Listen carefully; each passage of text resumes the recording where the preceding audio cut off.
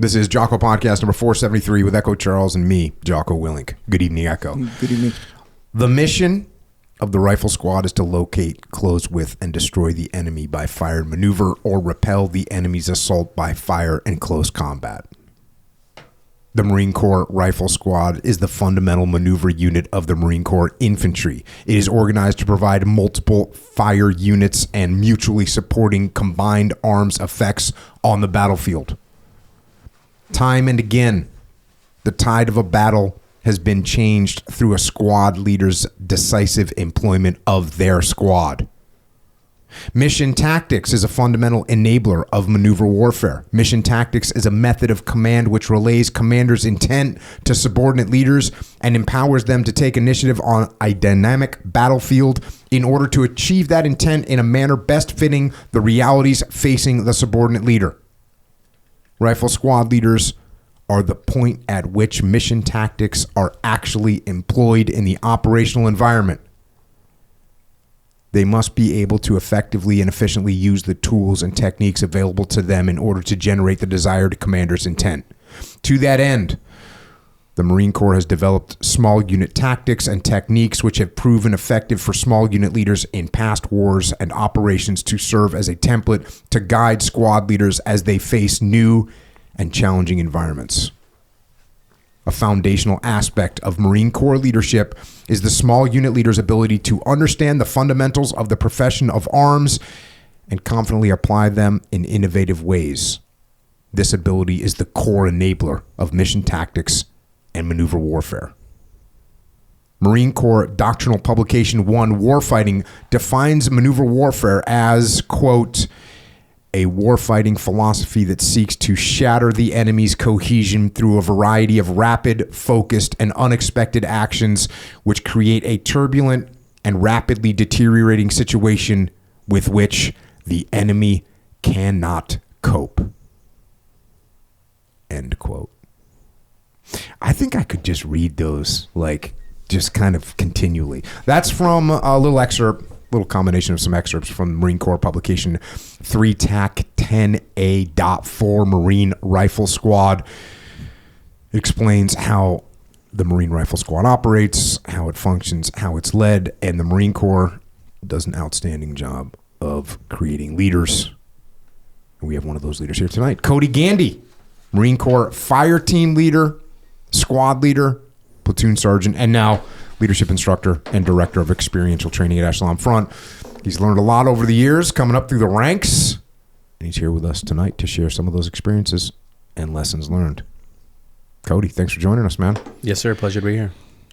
When you hear close with and destroy, do you have flashbacks? There's a little burning inside of my soul there as you read that off. Oh, so epic. All right, let's get a little bit of your background. Where'd you grow up? So I grew up in Northern California, a small town called Loomis, California. It's about 20 minutes north of Sacramento, so capital up there, and small town. Mm-hmm. So you're talking, 7,500 people is what you're dealing with. Little cow town up there, small community, but you're close enough to the big city if you want. But so you say cow town, and a lot of people don't understand that most of California is agriculture. Yes, sir. Well, is that what's going on up there? Yeah, we're on the outskirts of we're on the edge of the city, and so as you get a little past the high school and stuff like that, it's all cows and ag and stuff like that. So definitely have rode a couple cows in my life. And what'd your mom and dad do? So my mom was real estate growing up, so she was a working mom, and my dad was a cop, so still is. All kind of billets, was on the sheriff's department, small town PD, and now he's a homicide detective out in California right now as well. Where did he grow up in California as well? Yeah, he's from San Jose. Okay. And, so and what about your mom? Same thing? She's up in Auburn area. Okay. That's where my grandparents grew up. And then brothers, sisters? You got one I have a younger sister. Okay. Yeah, so she's 4 or 5 years younger than me, depending on the time of the year. Yeah, check. And so you're growing up, what were you like a kid? What are you into? Pretty quiet, pretty reserved. I know you know me, pretty reserved person. Got that from my dad and kind of grown up that way. Heavily involved in sports. I was that weird kid that would watch Sports Center 3 times in a row, and I would give you all the stats, and I knew everything about everything sports. And so I was wearing. Was your dad that into sports? No. It's just I fell in love with it. I wanted to do football, baseball, sports year round is what I wanted to do. So that was my life until I went into the Marine Corps later on. So as you're growing up, did you like go play travel ball or what? Yeah, so baseball was a year round thing. Was that your best sport? I was better at baseball, but I liked football more. And then I supplemented wrestling in there to help with football. How many years did you wrestle? 3. Once I got to high school, I stopped just because it was. Oh damn! I know. Why? It was just too much in my head. Yeah. Because I went from football and then it was fall ball for baseball, and I thought I had a chance to go in, college for one of those two, and so I had to pick and choose. Echo Charles. Yes, sir. We're playing football. Yeah. Right? Hell yeah. All day. Okay. In part of football, a big part of football is to grab another guy and pull him to the ground, right? Yep. True. So if you start, but then there's other things. There's a ball. There's throwing a ball. Sure, There's yep, kicking. there's Like a there's ball. other That's true. things. Yep. But really, what a lot of people like about football is you're going to grab a guy and pull him to the ground, right? Yeah. It's part Okay. of the gig for sure. So you get done with football season, and there's another season that starts that we could participate in. Yeah. There's no ball. There's no throwing. There's no kicking. All there is grabbing dudes and pulling them to the ground. Yeah. Why isn't wrestling more popular? Well, Why did Codey Gandy quit wrestling? It's a good question, because what you're talking about literally is like half the appeal for like half the people. So you're talking about tackling somebody. Yeah. So first off, only defense tackles. Yeah. A lot of people actually, I would say, and tell me if you agree with this. Did you play defense, offense, both? Defense. Yeah. So most people, I think, like offense because you can get to score. Yeah. Okay. And the objective of the game is to get on offense and score. Okay, but let me say something else. There's also people that are trying not to get taken down to the ground. Yeah. Right? Yeah, fully. And continue running. Yeah, for continue sure. running and getting away. Yeah, fully. So, Yeah, to be honest, I mean, sure, there is translation for sure. And I can see how it would help or whatever. In fact, jiu-jitsu and rugby, there's like I told you I made like this little documentary mini doc or whatever, the Australian Rugby League. But they take jiu-jitsu to get better at rugby. Yeah. Anyway, it's a long story. But to answer your question, they are it doesn't seem like it if you don't play football, I guess, but they are completely different experiences. One is like, yeah, you're fighting the guys, and just more of a combat scenario. The other one doesn't feel like a combat scenario. It's more about like, it's a game. yeah, it's like the combat part of it is more of a means for something. Dude, something the greater. wrestlers go hard. Say. Wrestlers go hard. Yeah. Wrestlers are like, they say, you don't play wrestling. Yeah. You know what I mean? Yep, that makes sense. That, You know what I mean? That feels Like, correct. You go play football, you ain't playing wrestling. Yeah. So. Understand. All right, That's true. so I fast forward a little bit there. So you pretty good at these games? Good, not great. I had the ability to do that, but I didn't take it seriously. So the practices and workouts, I would show up and do good. And So you're watching Sports Center 3 times a day, but you're like not putting out on the suicide sprints? Is that what's happening? I guess at practices, yes, but it's all the stuff outside. Like there's a difference between being good and great. I wasn't putting in the work. I was more worried about other things in life. What other things are you worried about? Girls and parties. Was that it? So you're quiet and you're reserved, but you like girls and parties. I was the introvert in a group of extroverts, and so they kind of brought that out of me. And so that was where my head was at 15, 16, 17. That was So now we're in high school. Yeah. So you're in high school, and how's your like schools? Are you guys going to states? Are you guys winning CIF regionals? Like, how's it going? Yeah, CIF, nothing to state. Went to the CIF championships in baseball my junior year, football my junior year, senior year we weren't the best in football, and then baseball we were pretty decent, but nothing to the state level. And are you starting to get looked at for college? Are you thinking that's an opportunity for you? That's what I wanted to do. So I wanted to go. My goal was to go NFL, but I weighed like a whopping 165 my senior year, and wasn't really in the cards. So I had some looks on some D2, some D3, some smaller schools, and had some D1 baseball, but I really wanted to play football more than anything. And how is it when you're growing up in a small town and your dad's a cop? How's that work out? A little challenging. It's pros and cons, right? So everybody knows my dad. My mom and dad are kind of life of the party. We're always doing big things. We're doing, camping with 50 people and going out in the woods and doing stuff like that. So everybody knows my dad. My dad eventually transfers to the neighboring city. So he's in Rockland Cop and I live in Loomis. So Everybody knows him. He coaches me in football in his full kit as a kid, and so I get dropped off at school in a squad car, which I don't think you're supposed to do that, but that was cool growing up. So it was, people knew, but I was a bit of a knucklehead and got in trouble a couple times, and so that was the classic cops kid causing trouble. In trouble with the cops? Majority of the times, no, able to get away. But I got arrested when I was 16. So I was a younger kid. I graduated when I was 17. So my junior year, hung out with a lot of older kids playing football, dated an older girl, and we were going to one of the dances and got caught underage drinking. And they're like, "Hey, you got to call your dad." And this was when your dad was a cop in that town. Yeah. My dad's been a cop pretty much my whole life. That's all I've ever known. Mm-hmm. And so I call him and I'm just like, I let him down was the thing. Because he's like coached me and guided me and don't do this stupid stuff and learn from him, etc. I remember making the call and he's like, "Hey, what are you going to do?" Because the cop's there and he's asking everybody questions like, who did this, who's drinking? And there's like two sides. It's you drank or you didn't drink. And I was like, well, I'll just tell the truth. Because one thing I learned growing up is like the truth is that's it. I never got in more trouble for telling the truth. Is when I lied, is when I got in exponentially more trouble. It's exponential. I'm here to tell you, as a dad, you lie, it's going to hurt. Oh, yeah. You tell the truth, it's going to hurt a little bit. But I like that. Exponential is what we're dealing with. Yeah. And so you told the truth. Told the truth, still got in trouble, but there was no punishment at home for what happened. Did they lock you up?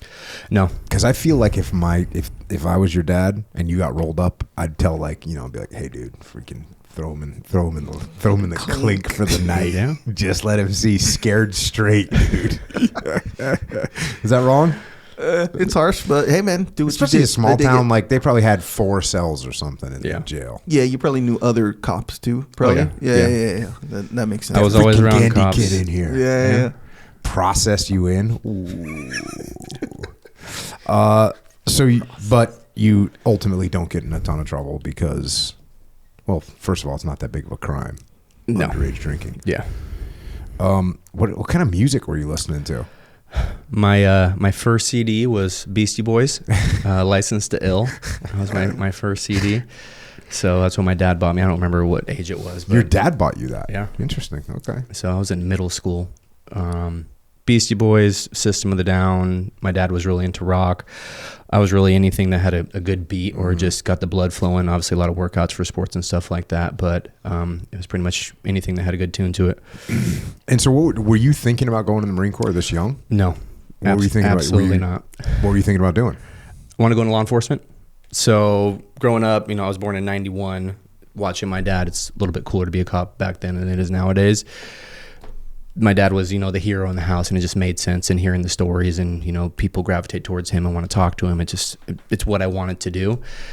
No interest in the military whatsoever. I had a buddy, one of my best friends, that ended up going in the Marines, and he wanted me to meet his recruiter, and I was like, hell no. I was like, that's not. I wanted to serve, but just in a different way. Both my grandfathers were Navy guys, so I had some family in the military as well. But it just, for me at the time, it didn't make sense. So, are you going to go to college to make this happen? Because you don't need to go to college to be a police officer, do you? No, you can go straight out of high school. I wanted to go to college to get a degree. Well, I wanted to do football was the primary route, but I wanted to get a degree because certain law enforcement agencies, you have to get a degree to promote to certain levels. That was really the only reason. Now, are you getting looked at for colleges? You said you got some D2 schools looking at you? Yeah, small schools for football, a couple, lower tier 2 D1 schools for baseball, but I really wanted to play football, but I was just, too small. I ate top ramen every day was my fuel source. Like every single day, that's what I ate after school.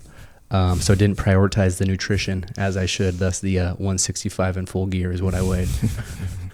When you were growing up and looking at your dad, did you get to see the good side of, being a cop? You see him in uniform, you see people treating him with respect. Did you see any of the downside? Did you see any of the negativity from, the stress from watching your dad?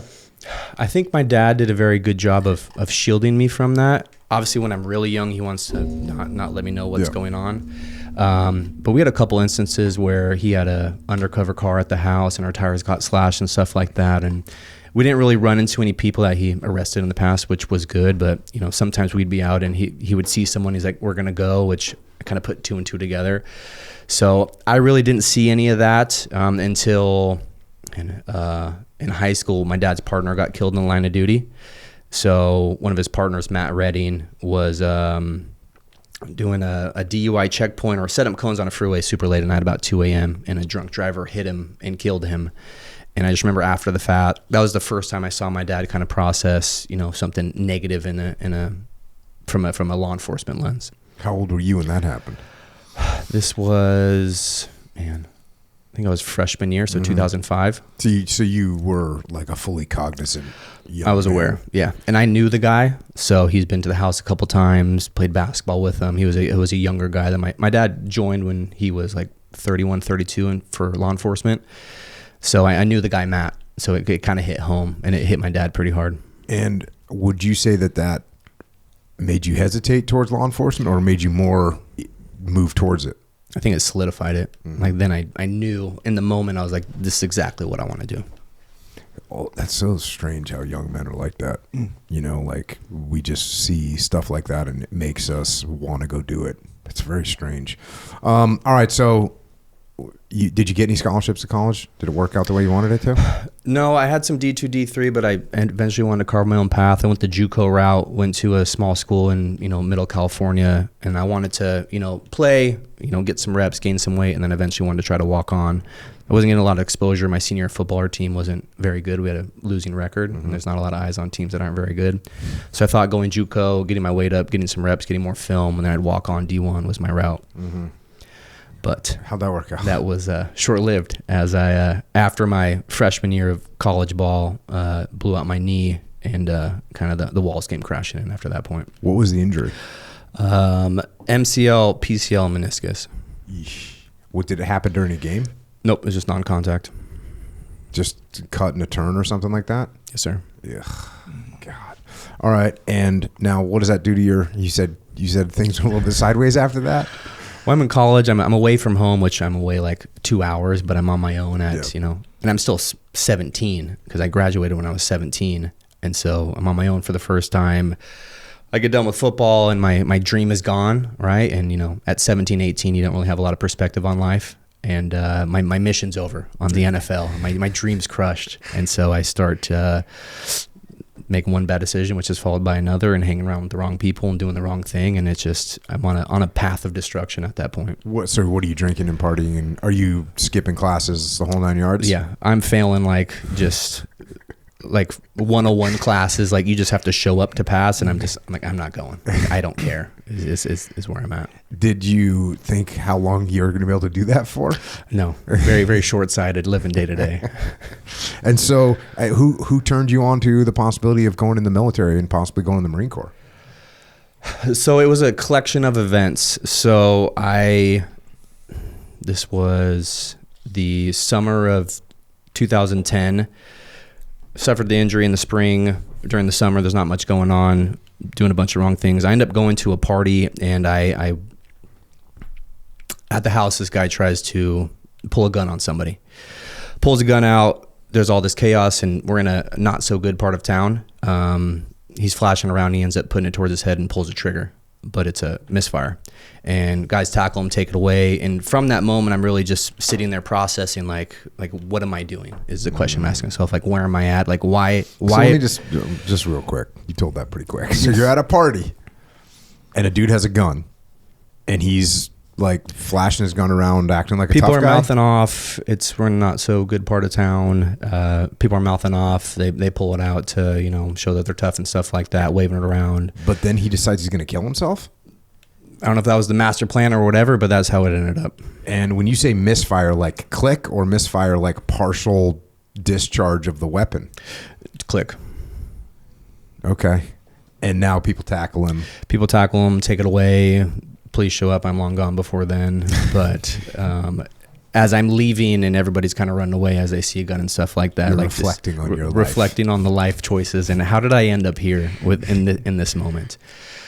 And so that was kind of the self-reflection moment on like, what am I doing? You know, that's a really good thing to think about.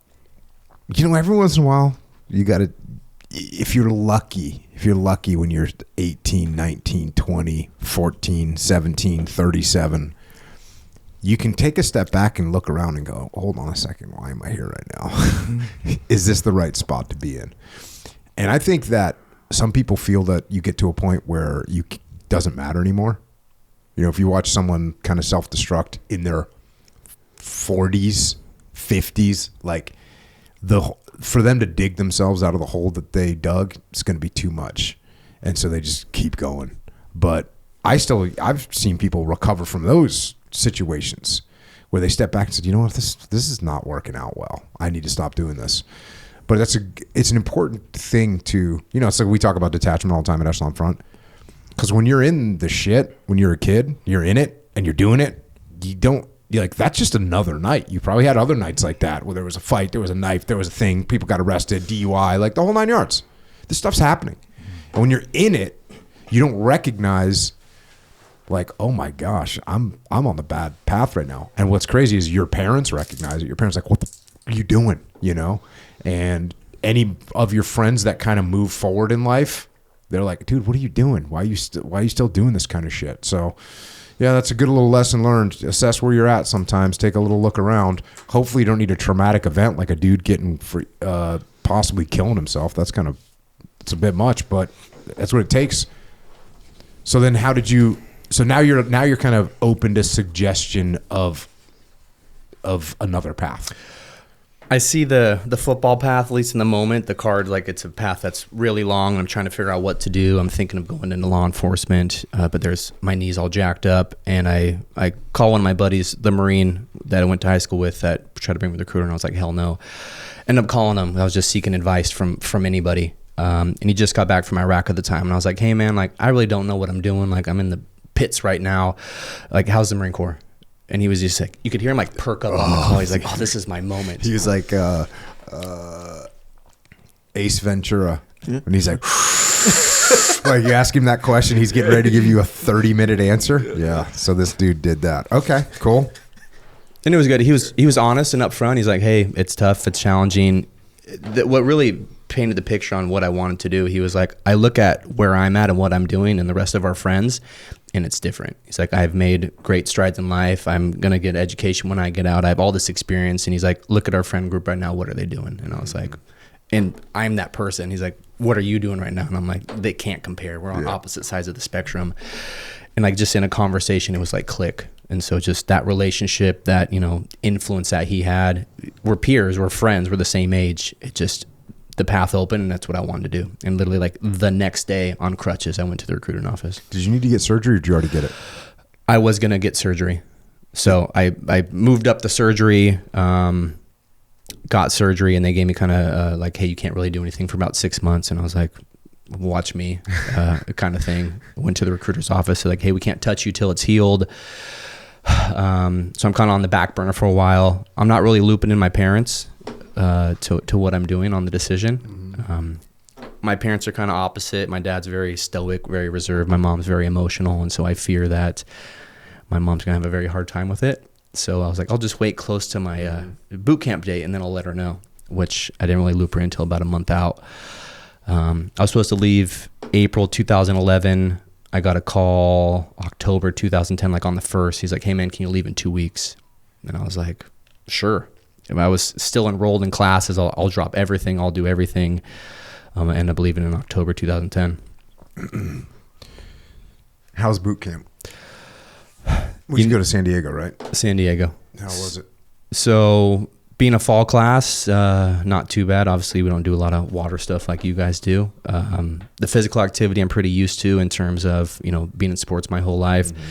The mental, I'm definitely used to being yelled at and screamed at and stuff like that. I did get some advice from that Marine on what to do and what not to do. The hardest part for me was, you know, growing up, I never really thought myself as a leader. I don't talk, I don't speak. I kind of just watch and you know, act that way. I was always kind of the action guy. So if somebody wanted me to do something, like I would do it, and that would be how I led. But for whatever reason, about 2 weeks in, in each platoon, about 100 guys is your boot camp class. There's a guy called a guide. And they carry the flag. They're like, they represent the group. And our guide was at dental, doing some dental thing. And the guide was sitting on our quarter deck. And all our instructors are getting pissed off. Like, somebody go and get it. And there's like 100 of us just sitting there and nobody's moving. And I don't know what it was. Just I had this pull. I was like, I'll go. And so I grabbed the guide on, and now I take over this position. And I'm the number one guy in charge of 100 people, which was very foreign to me. Very challenging, as I'm 18, they're all 18, and I pay for everything that they do. But that leadership component initially, that was challenging to say the least. So when you're the guide in the class, do you do some? Is this just during marching? It's during everything. During everything. So they'll be like, "Guide, get your class assembled" and stuff like that. Yes, sir. Guide, give me a head count, that kind of thing. Yep, you're starting off. Well, it's all overseen, especially at the beginning. You're very like turn left, turn right type of thing, but everything the class does is a reflection of you. So when somebody's locker's jacked up, like, you're going to pay as well, and you're going to meet that quarter deck, and you count for the class at the end of the night, like, you say the things. So you're basically a class leader. Yes, sir. And did you stay the class leader the whole time? Yes, sir. That must be rare. Well, it was when I went to officer candidate school, I was the president of the class, and like the other classes, they'd go through like 3, 4, 5 presidents, but I was just president from day one until we graduated. But most people just cycle through because things are just jacked up and it just sucks. But were you the guide the whole time? From whenever I picked up that guide on, like 2 weeks in until we finished, I was. Well, did you have anything that was challenging for you in boot camp? Was there anything that was hard for you? Not really the physical or the mental. Like, it was fun. Like, you're getting like all the stuff I did in my previous life, like, that's training, but now I'm getting paid to train. That's a fun aspect to it. The challenging part wasn't the, missing family or friends. Like, I was ready to do this. It really just was that leadership component that I wasn't really prepared for. I never was in a leadership role. I never was told to like speak up. I never was told to motivate people. I never was told or taught, hey, these two guys, like, they're your peers. You need to get them up to shape. Like, I didn't know how to do that. And I would find myself like doing a lot of things that I couldn't figure out. Like, hey, this guy's jacked up. Like, you need to fix him. And I was like, I don't know how to do that. Like, we had a guy, wasn't really all there. And like, I'd have to shave his face every morning. Like, that was my responsibility. Like stupid things like that, but also, hey, this kid's not going to make the run, or he's not going to make the weight. Like, you need to figure out like how to get him up to speed. I didn't know how to do it at the time, and it was just kind of a learning curve month after month until eventually we left on. It's a lot harder than it looks in terms of getting people towards this common goal.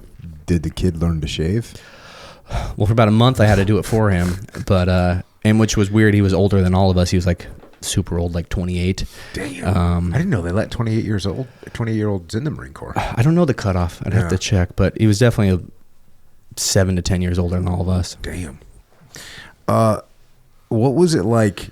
You probably had a bunch of combat veterans as your drill instructors. Did you pay attention to that? Did you notice that? Was there were they talking about those kind of lessons learned? Because you were going to infantry from the beginning, right? You were going 0311. So the recruiter, right? Recruiters are recruiters. When I went to the recruiting office and I was like, I want to go be in 0311, I want to be in infantry. They were like, we can't, all the billets are filled. Like, if you want to become an infantry, you have to go this other route, which is called security forces, which is 8152. In security forces, there's 3 billets in there. There's a fast team, which I was told was like the SWAT team. I was like, oh, that sounds cool. Yeah. There's sold that one. Fast team is cool, but yeah. And then there's like presidential security, and then there's like basically people that guard nukes. So high priority bases. Those are the 3 routes you can go security forces. So I was told, and I believe, like, hey, in order to go infantry, you have to do the security forces route, which means you don't do a 4-year contract, you do a 5-year contract, and you got to give 2 years to security forces before you go to the fleet and be a part of the infantry. And I bought that sweet lie from the beginning. That's crazy. Check. Okay, but do you still have to go to School of Infantry, don't you? Yes. Okay. So after boot camp, that's the first school you go to. Did you graduate number 1 in your class in boot camp? Yes. That's what I'm talking about, Echo Charles. You see that right there? Yeah, I see that. Don't underestimate Codey, dude. He's over there graduating. There's 100 freaking dogs in there trying to get that. Yeah. Do you get promoted because of that? Do you get like a stripe because of graduating number 1? Yes, sir. Damn, dude. Okay. All right. So now how's a School of Infantry? It's a different beast. right? Boot camp's all about discipline. It's drill and things that like why am I doing this? But it's really to instill discipline. Marine Corps, it's discipline. That's really all we care about.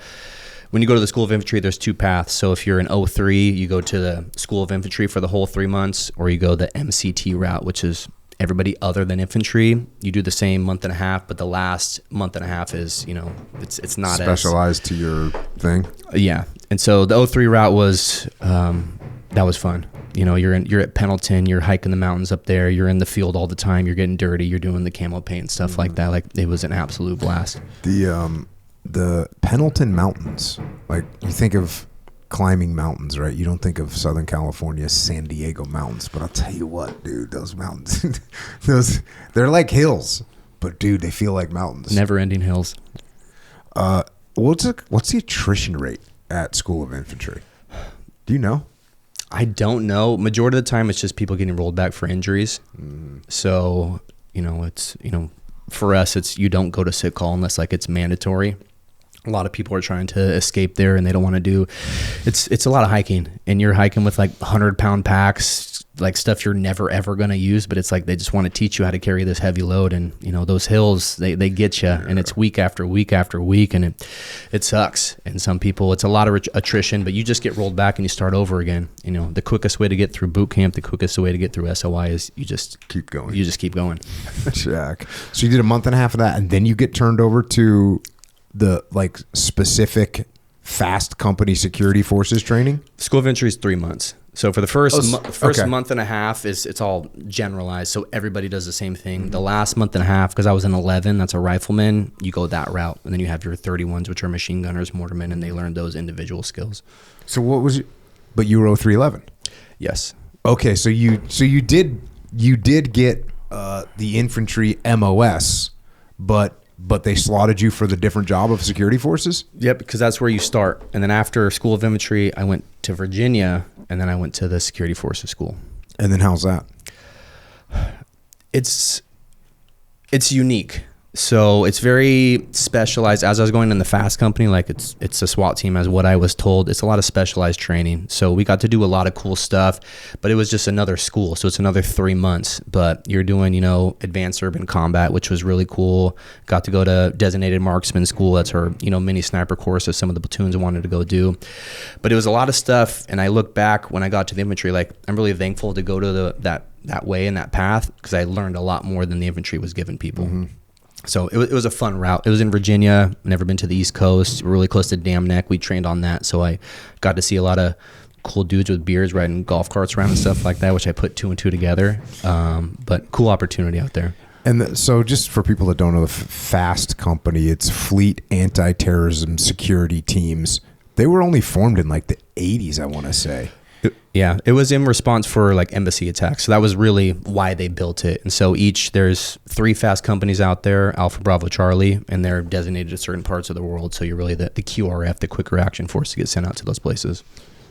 Did you have any problems or anything, or any challenges going through all these different schools that you got to go to? Or was it pretty straightforward? Schools are pretty straightforward. But initially trying in that first platoon, it was still that peer-to-peer that I couldn't really figure out. I kept getting slotted for leadership positions. I was a fire team leader at 18, and I'm leading a bunch of 18-year-olds, and I couldn't find the mix on being friends and being a boss. And then I learned the hard way that, if you don't draw that line, then people are going to take advantage of your position, and they think that they can, Cody's the boss, like I can get away with stuff. And I kind of had to learn that the hard way on like where to set the line, specifically with friends as you promote from peer to leader. Mm-hmm. So you were a little bit too nice in the beginning. I was. I'd rather be liked. Yeah. Was the mindset. What was your attitude? And I always say it's easier to, like, if you become bros first and then you have to reel that back in because you went too far, that's a lot harder than, hey, we're going to be professional first. And then over time, the trust gets built. And it's like, oh, yeah, I can give you some slack and we can be bros. But we all know that, what the scenario is as far as work goes. Whereas if you're just like rolling in, hey, I just want to be everyone's friend. Cool. They want to be your friend too. A lot. So then what did you guys do? So now you're actually trained up. You're like, what do you go on standby, or are you on permanent standby?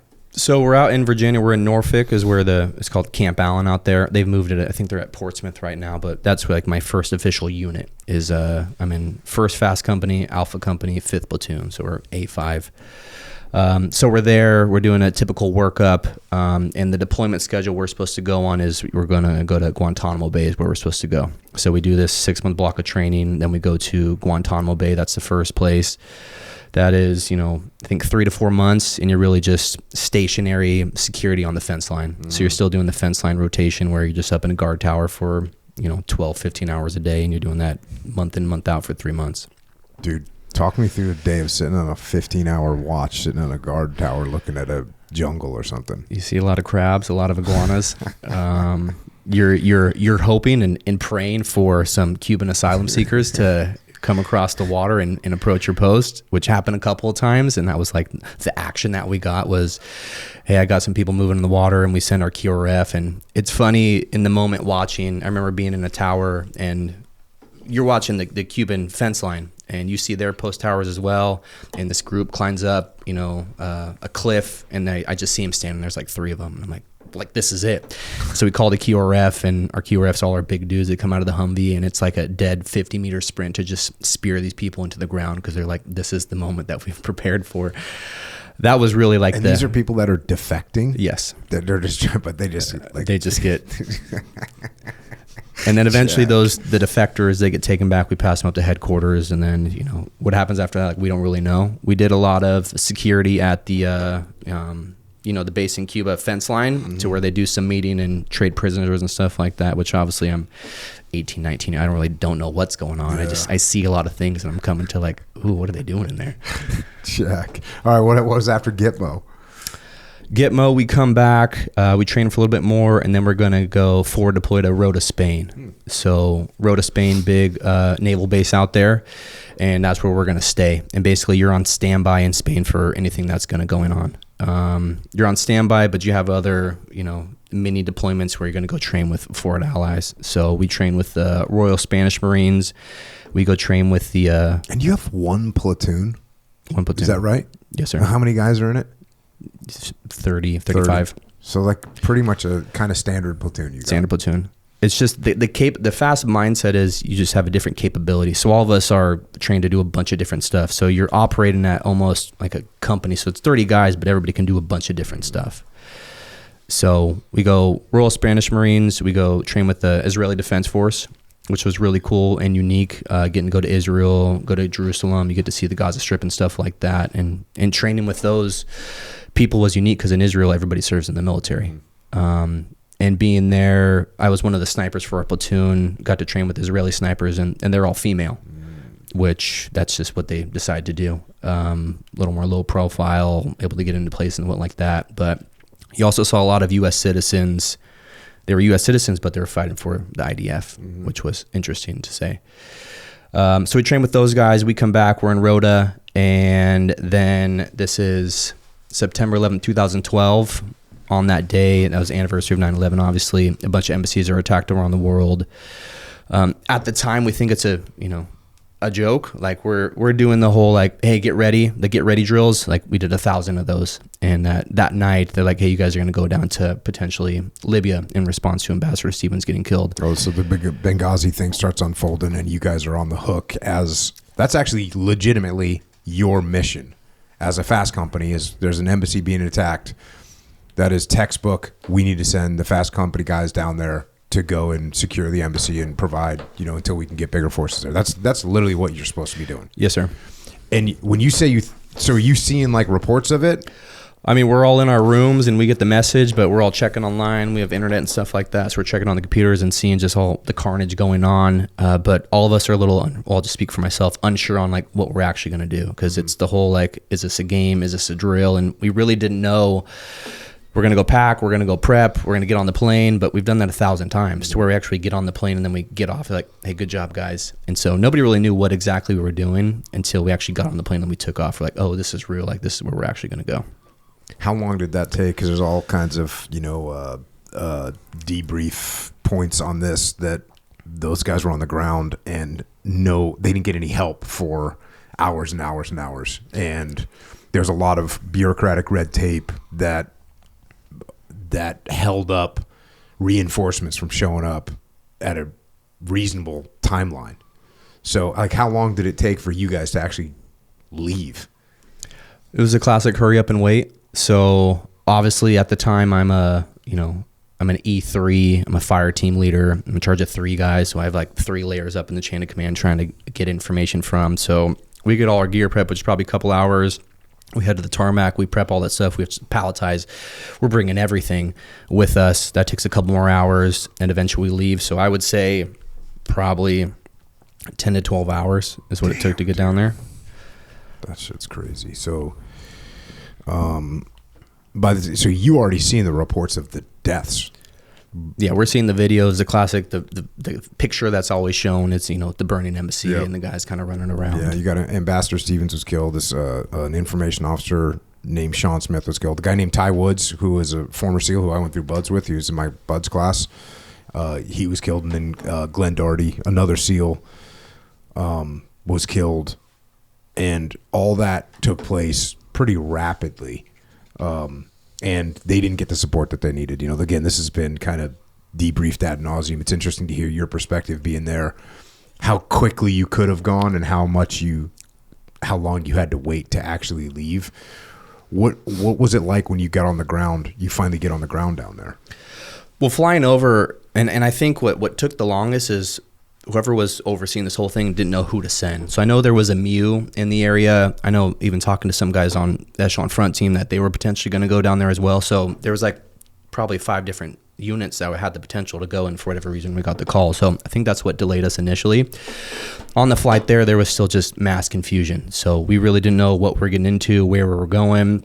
We couldn't figure out if we were going to be full kit or wearing low vis there. Like, we changed out probably 5 or 6 times just because it was just frantic. Like, we don't know what to do. And obviously this game of telephone gets down to the troops and we're like, what the hell are we even doing? So that was a little frustrating. And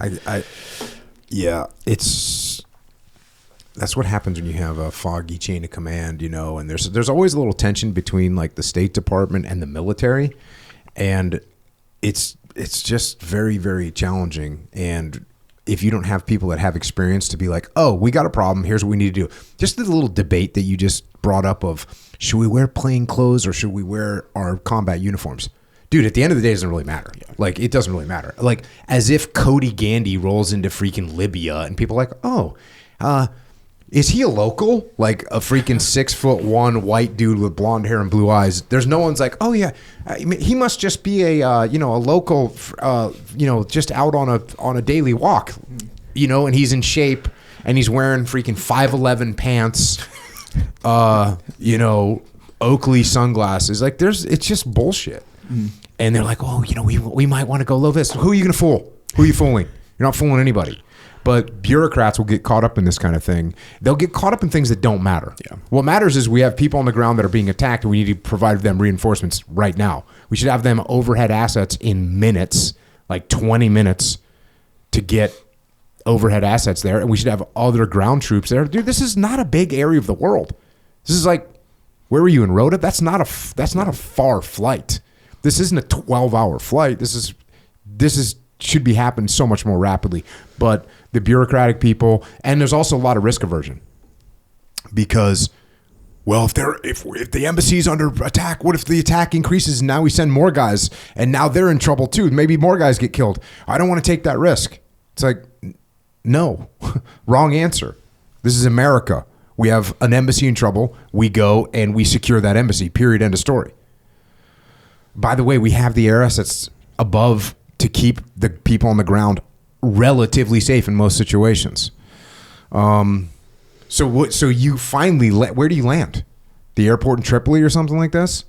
Yeah, we land up there. We deload all our stuff, and we have these. We're working with the Department of State, which I didn't really know until actually we got there and kind of figured out what we're doing. But we land, and there's just these souped up SUVs, and you're talking bulletproof windows. You got the ability to put like a M240 in the back and pin out the window, and it's just all this high-speed vehicles that land there. And so we load all of the stuff, and we head to this main site, which, at least my interpretation at the time, was this was a designated spot where they're going to rebuild the embassy. So the Benghazi embassy it's gone. It's destroyed. You can see the pictures online. And so they designated this new area close to the embassy where we're going to reconvene, because you have all these people at the embassy where they have nowhere to go. And so the Department of State, I believe, set up this new, satellite place, and that's where we were going to go. So we rolled in, and it's just, it's just pandemonium. It's just crazy. We're just, crashing into cars, trying to get there, like just whatever you can think of the carnage. Like, we're just trying to get there as fast as we can. Because, at 19, I'm like, what's going to be there when I get there is the mindset. And you let an 18-year-old drive this, indestructible vehicle in the city, they're going to do whatever they want. So we drive there, there's just 35 of us, so we break up into teams. We eventually get there, and it's very anticlimactic on the arrival. The whole debate on low vis, full kit, like, to your point, it didn't freaking matter, because we got there, it's super dark, we're clearing these buildings, which have already been cleared, like, before we got there. Eventually, we link up with the Department of State, and now we're just, hey, we need to immediately set security while everybody reconvenes to our location. So that was the initial, on the ground, the first thing that we do is we get to this new satellite campus. Everybody reconvenes at our location, and now we're going to hold fast while they rebuild the embassy there. That was the mission. Is embassy's gone. This is going to be the new location for the embassy. So they just you guys secured some buildings, some random buildings in a compound that have a wall around it? Was it no, just sucked. So that was part of the mission, was you have to be the security while they build the wall. Sun comes up. Are you guys anticipating, like, hey, we're going to get attacked when the sun comes up, or there's did a you lot not of really think through that? I mean, that's what we're, hoping for at the moment. Check. But obviously, like, my perspective at the time is there's only 30 of us, and so really the ROEs are very strict, because in our minds, like, help's not coming. So if you do anything dumb, shoot, like, we're fucked is what's going to happen. So very strict on what we're supposed to do. Sun comes up, there's a lot of intel reports on, like, people are moving towards the area, and we hear all these potential riots and gathering and stuff like that. And the ROEs, everything's got to be non-lethal is the course of action, just to not stir anything up. But for the 3 months that we were there, it was all just smokes and mirrors on what's actually happened. It was all this what ifs, what's going to happen, but it was very stagnant, and just, hey, we're going to hold it down while they rebuild the embassy here. So then how many days do you end up on the ground there? We got there, September 12th in the morning, and we stayed right before Christmas. Okay, so you're on the ground for a while. Did anybody ever attack you guys? No, you had people kind of approach the perimeter, and you're sending non-lethal, the what are those, like the riot grenades? Yeah. Those crash grenades. Yeah, the stinger beat. I can't remember what they're called, but those fun things. You have your VCPs and ECPs of people coming in, coming out. You had some people there, some tier 1 guys with beers. We don't know what they were doing. That would bring people in and interrogate them, and we would hold security while they interrogated in the building and stuff like that. But that was really the extent of it. Were you guys eating MREs, or did you guys quickly get supply of local food or something? Initially, it was MREs. We brought all that. We brought all the water. But eventually, they set up in one of the buildings like a place where they could cook for us and stuff like that. So we split into 2 satellite places. So we broke the platoon into half. So it was really 15 and 15. So it was small enough to where we could feasibly do that. Check. Any major lessons learned that you brought home from that, and how did that? I'll ask you that question first. Biggest lesson learned was just information in itself and how powerful it can be. So part of like the flight over and everything was there was just this constant theme of unknown, and that unknown caused a lot of panic and craziness. And actually, Sean Glass, who you just had on again for the second time, I just worked with him up at NYPD, and he was talking about, during training, they were trying to see what stressed out the SEALs the most. And what ended up being the most stressful thing was just standing on the outside of the door, going into the building. That unknown factor is what stressed people out the most. And I saw that in real time at 18 and 19, and how information can help mitigate that unknown. But oftentimes as leaders, we withhold, or our team doesn't need to know, or I don't even know myself, and we don't tell people, which ends up, that gets down to the troops, and they're coming to that worst case scenario on their own, on like, hey, my boss is stupid. They don't know what's going on. Like, we shouldn't really be here. Like, all that can come from not just sharing vital information. So from that, deployment in itself, I figured if I was in a position, whether it was a fire team leader, squad leader, or platoon sergeant, if I had the ability to share insights or information, that could help bridge the gap between the chain of command or keep the troops involved is what I wanted to do. Yeah, that's important. The idea that the high level of stress comes before you enter the door, right? That's like such factual. I can imagine that they got guys with heart rate monitors and sweat monitors, and we're watching them like, oh, here they come. They're coming to the door, and it's peeking out. And now that once they go in the room, it's like everything calms down. They start to understand what's happening. I think that I have been conditioned in like every aspect of my life to open the door. Like I don't like that unknown, just like most people don't. But I think at a certain point, I realized it's better just to open that freaking door and go handle whatever's in there. That's much more, that's much easier to deal with than I'm going to stand here and ponder how terrible this could be. And the reason that's at a small scale is like, oh, I don't know what's in this room. I'm going to open the door. We're going in.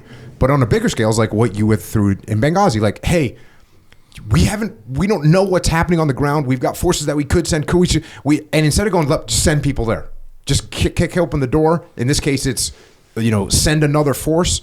But that mentality, especially again from like people that haven't been in combat, people that are bureaucratic types, they're trying to figure everything out from the outside. The answer's in the freaking room. The answer's on the ground. The answer when there's a problem with a business or there's a problem with a situation, the answer is like, oh, go open the door and see what's happening.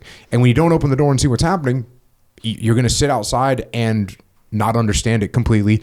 And then you're going to, in a worst case scenario, you're going to get more and more nervous and worried and paranoid about what's going on. And it's going to cause more and more problems. And it's going to cause you to hesitate more and more, which causes things to get worse. So freaking go. That's my long way of saying go, just go. I remember we were on this op and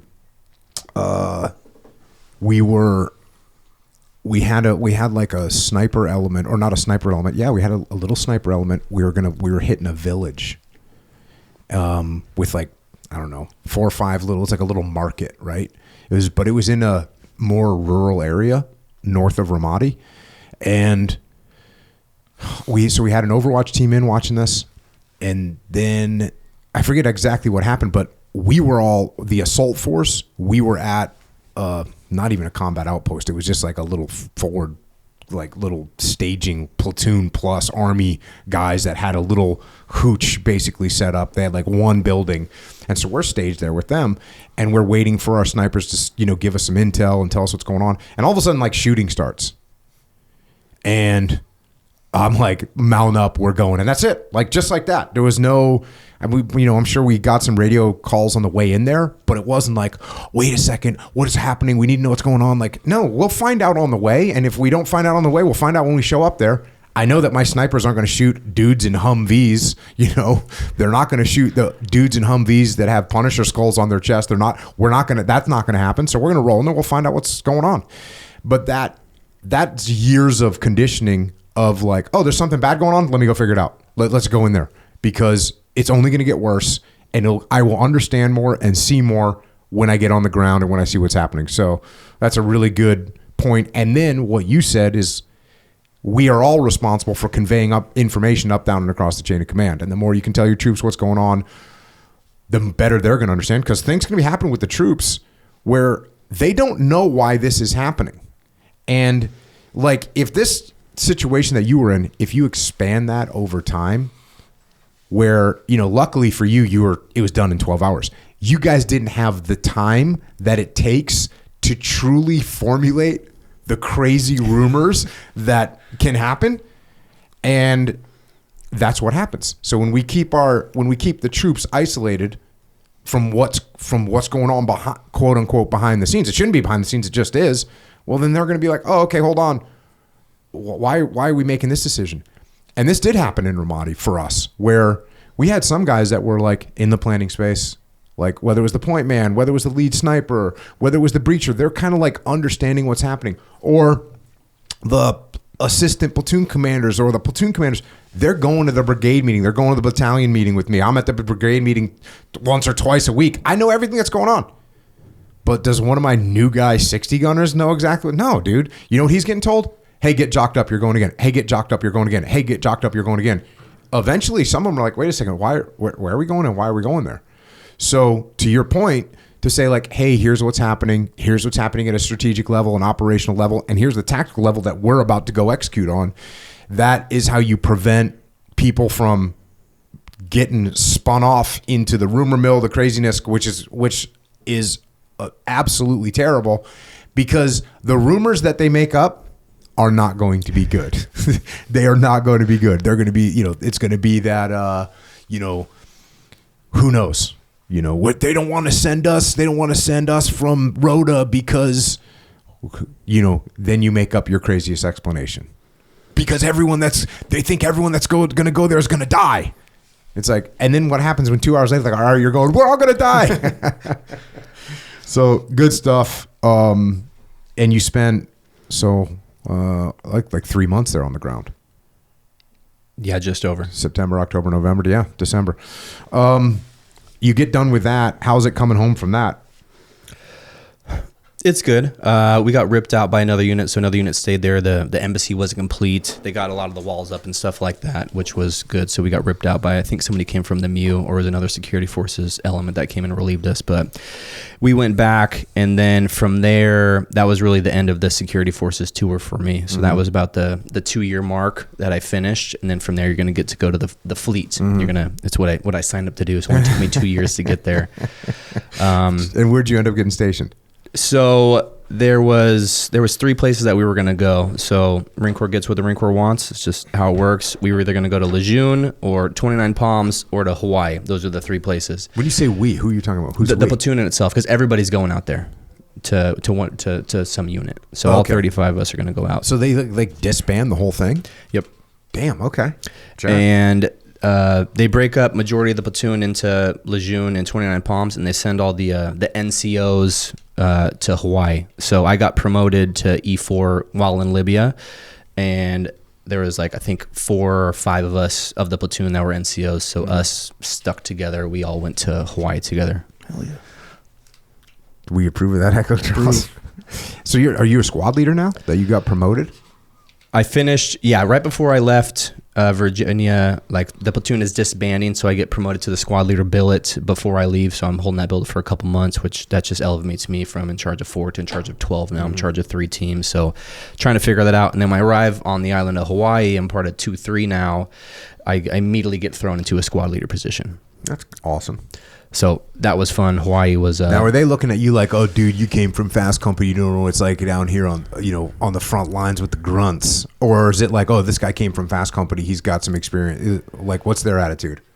My team was still deployed. They were, I think, in Okinawa at the time. And so when I immediately landed, I immediately went to school. So I went to the Advanced Infantry course, which is our, infantry course, leadership course. The first leadership course I ever went to was 3 years in, after I already had all these iterations of leading. So I immediately go to this new school, which gave me a leg up. And after Where was that school? It was in Hawaii. So And how was it? It was pretty brutal. How long is it?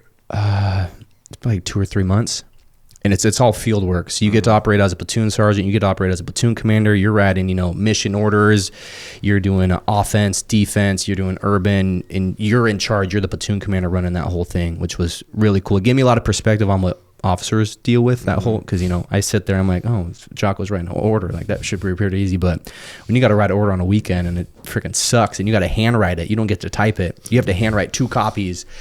Gives you a lot of perspective on what's going on. So I learned a lot there. It was a very tough and grueling school. A lot of people, they self-select out, or they just don't get along with the instructors, because majority of us are NCOs, and there's sergeants and staff sergeants leading us, and there's just a lot of headbutting going on. But it was fun.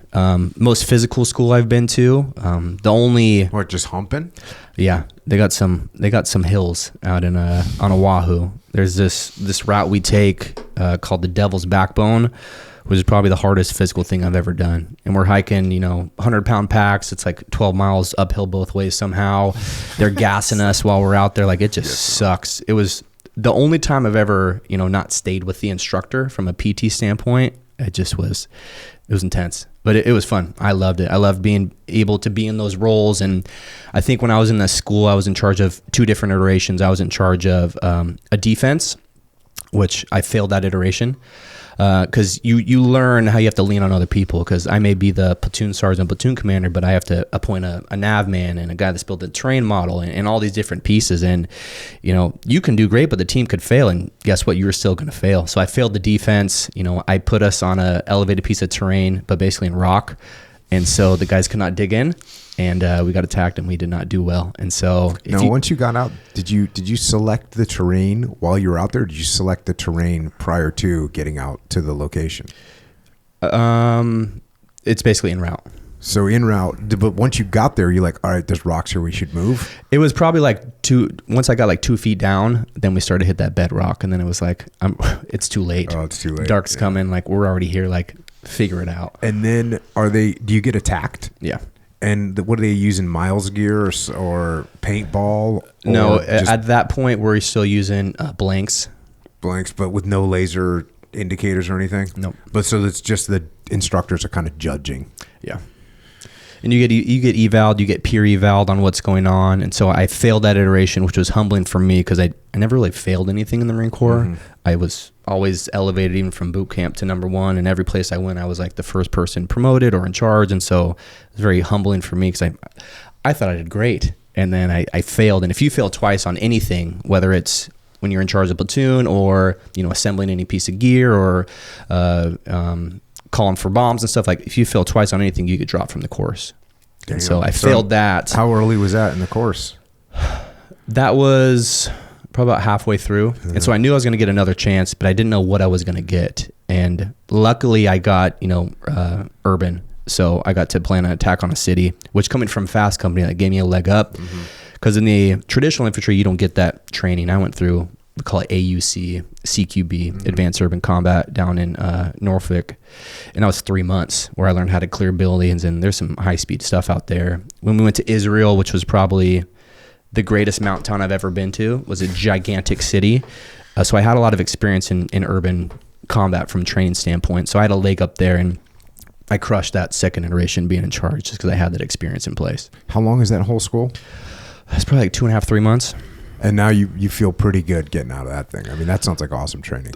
That was probably the best training I went through from a learning perspective. And now your battalion 2-3, they were on deployment and now they're coming back. They're coming back. People are leaving. People are getting out, and then I get transitioned to a platoon. And you're ready to rock and roll.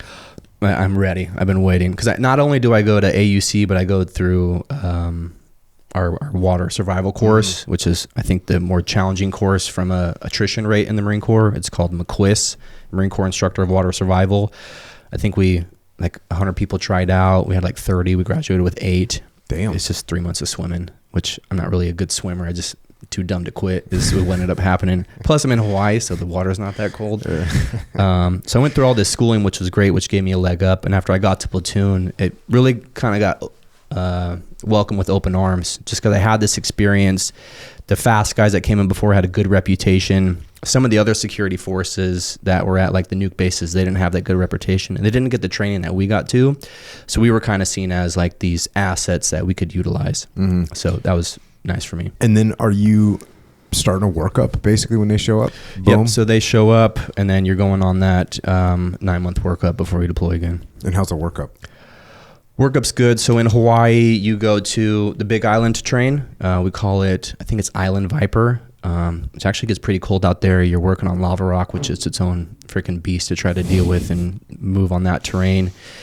You go down to Pendleton to get certified down there, you go down to 29 Palms to get certified, which is very similar to like the FTXs that we always talk about. That's like the culmination. The names have changed over the years, but after your workup, you go down to 29 Palms to make sure that you can deploy. So they have these cadre down there called Coyotes, and whether it's called ITX or CAX, they've changed it over the years.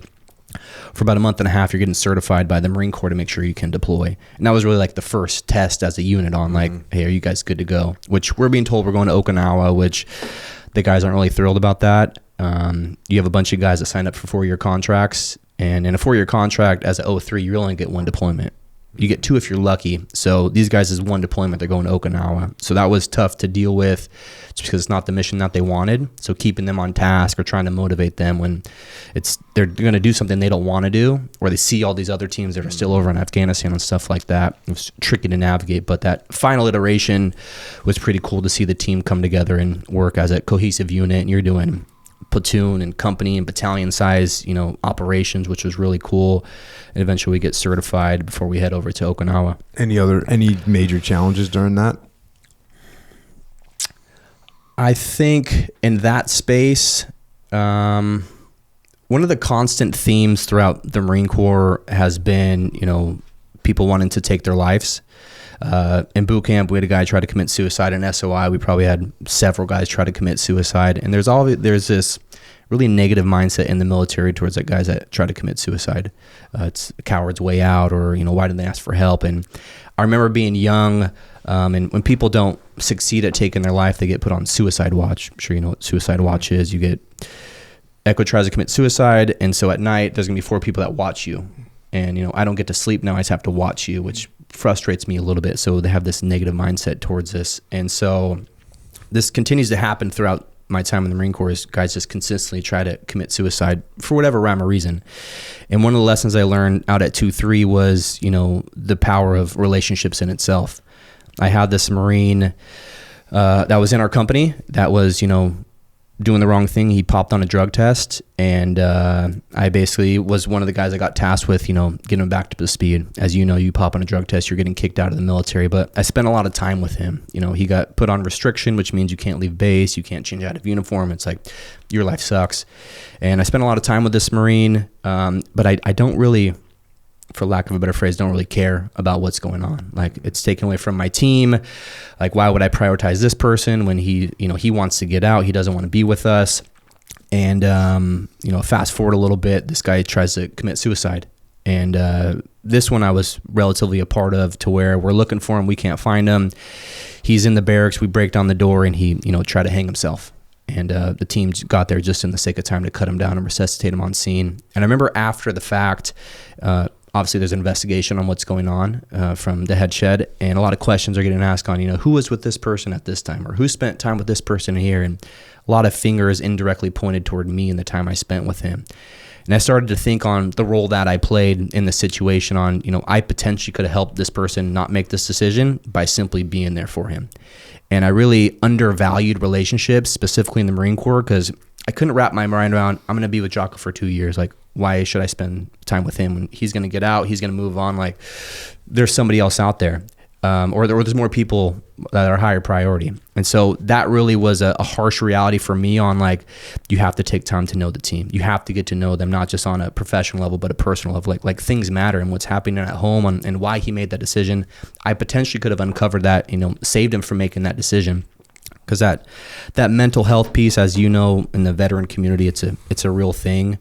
There's this it's not a survey, but it's basically a graph on the amount of suicides in the last 20 years, the 20-year war, right? It's around 140,000 suicides in 20 years from the military.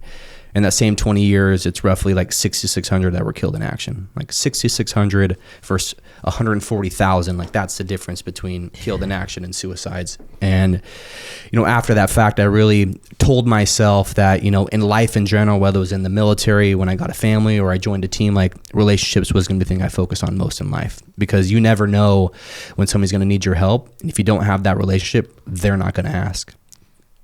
So that was one of the biggest lessons in that 2-3 before we left. Didn't that when you had that AT4 accident too? I did have that as well. What happened with that? So this was a lesson on complacency. Complacency is a real thing. Complacency is typically a matter of time if you allow it. We were training up at, I think, the Air Force Base or the Army base on Hawaii, because all the branches are up there. And we're running a AT4 live fire range. So we're there for about a week. We're getting guys certified. This is before we go down to 29 Palms to get our final check. And I'm there as a RSO, a range safety officer. So I don't even get to participate. I'm just checking boxes, making sure guys are safe. And about, end of the week, Friday, we're still certifying guys. And one of the guys comes up to the line, and, we're just rushing guys through. We need to check the boxes. For whatever reason, still don't know. Before he shot, he started to arc his AT-4 towards the sky. And as you know, there's a backblast to the AT-4. It's pretty nasty. Well, as he aimed towards the sky, the backblast went directly into the ground and ricocheted at a 45, then hit me where I was standing offset. So I was taking a knee watching. I just remember the blast, and I just remember going down. And I don't really know what happened. I come to a couple seconds later, and it's just, my ears are ringing. I can't see. I touch my face. I turn my flashlight on, and there's blood, and I know something's wrong. So as he pulled the trigger, blast goes into the ground. That blast has to go somewhere. It just offsets at that 45, and that debris and that blast, it hits me right in the face. Hits me in my right eye.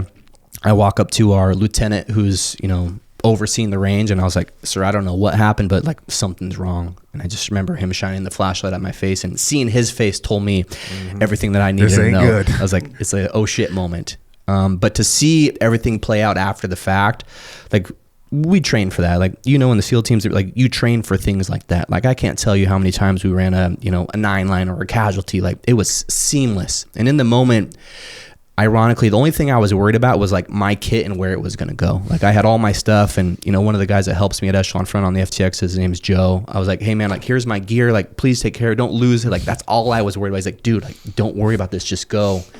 And so we go see the doctor on site there that's overseeing the range, and loss of life, potential loss of life, eyesight or limb, like you get medevaced out. And so we fly from, I think, the north side of the island down to Pearl Harbor down south, and I'm a bit of a mess. I'm concussed, and unfortunately for the citizens of Hawaii, I'm throwing up on the chopper, outside the chopper. So if somebody is listening and they reflect on that moment, that was me, because I was not feeling too hot on that bird.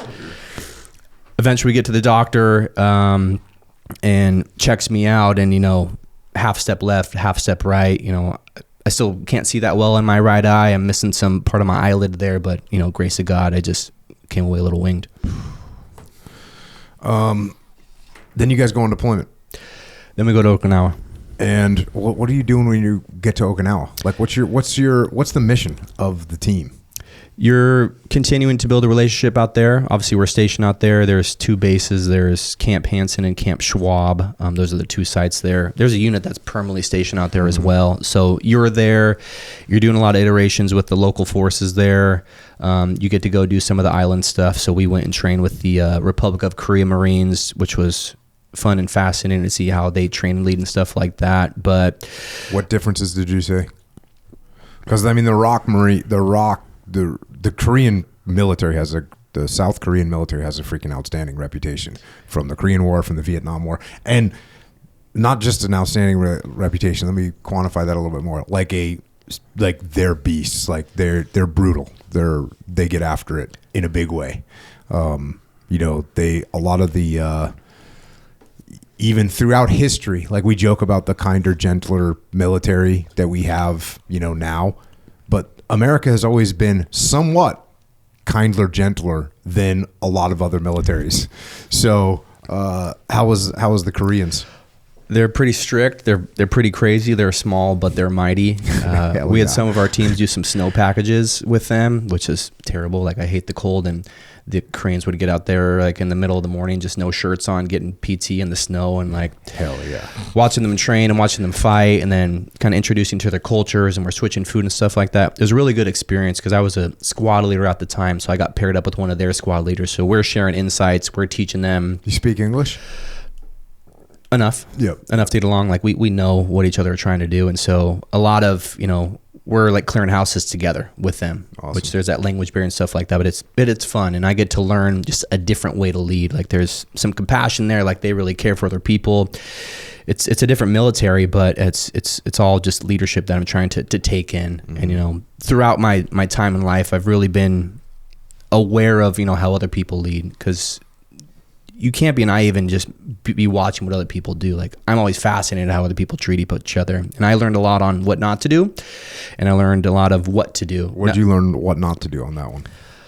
What not to do was the frontal direct assault on people, which coming from the Marine Corps, and I've been quiet, but the Marine Corps, like, you can't be quiet. And the Marine Corps, I love the Marine Corps, very rock, paper, rank organization, meaning I'm in charge of you. So guess what? It's your fault. It's your problem.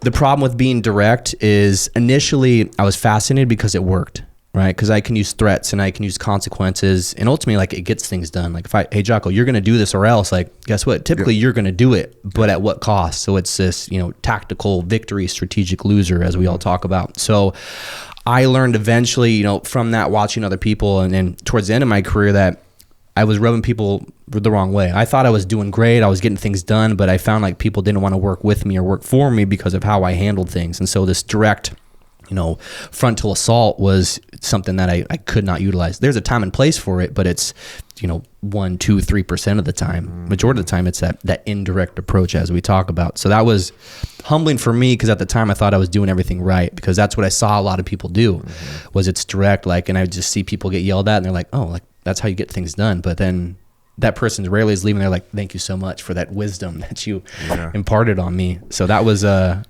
big lesson learned there. Dude, I got so lucky in my second platoon, going from my platoon commander that got fired to Delta Charlie, who was awesome. And it was just such a contrast in 2 days. We went from like a guy that's yelling and screaming and imposing everything on us, and we get him fired. We have the big mutiny. We get him fired.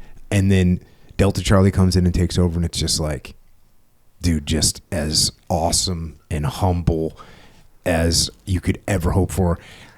Indirect to the point where it's like, I don't even think if I was to guess, and I said, hey, Delta Charlie, did you use the indirect approach with us? He'd be like, oh, no, I'm not really sure what that is. But I figured you guys would have the best ideas. You know what I mean? Like, it's like what he believed. It was so good.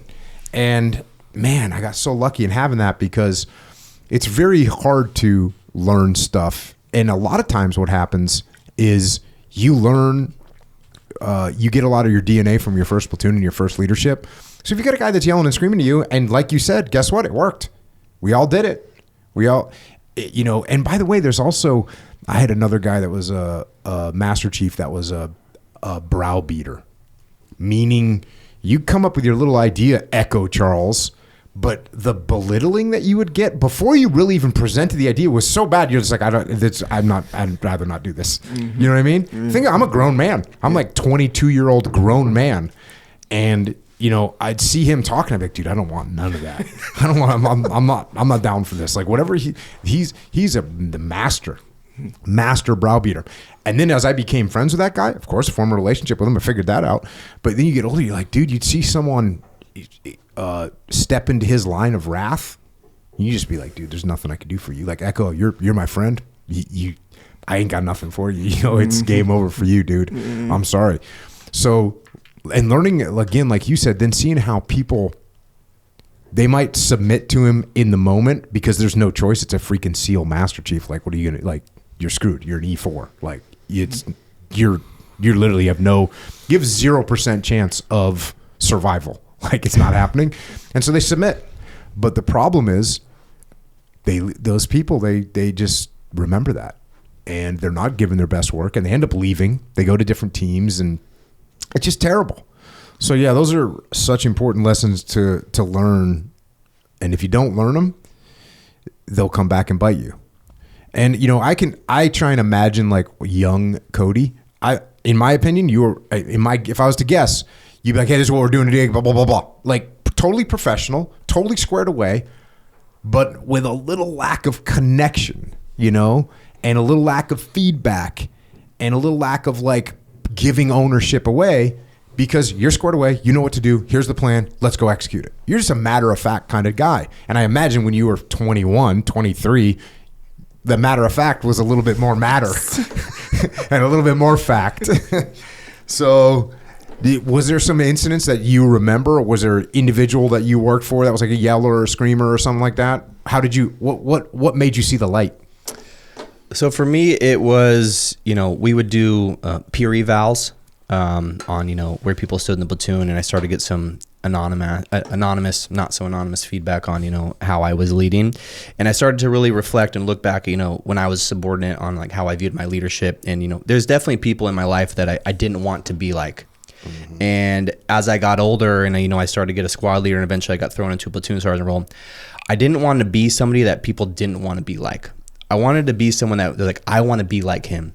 I didn't want to be the name like, don't be like Sergeant Gandy. I didn't want to be that person. And I was trending in that direction just on how I handle myself. And I could see the writing on the wall from some of the anonymous feedback, but also just how the troops were receiving what I was saying. Is like, I would give them a command or an order, and like, just to see, you could just see it, like the culture, the look. And, you know, I have some good guys that would come talk to me. I'm like, hey man, like you can't do that. Or you can't say that. And also I was the youngest squad leader, and I had a lot of, you know, senior veteran squad leaders that were, you know, coaching me and teaching me and stuff like that. So really at the end of the day, I just reflecting on, you know, the time that I was in, I didn't want to be a name that people didn't want to be like, or like, man, that Sergeant Gandy. Like, I want people like, yes, that's somebody you want to be like, or learn from him, not don't learn from him. So that's a huge, that's very lucky, because like I said, a lot of people, they see Sergeant Gandy and he's yelling and screaming. And I'm one of your freaking Lance Corporals, and I hate it,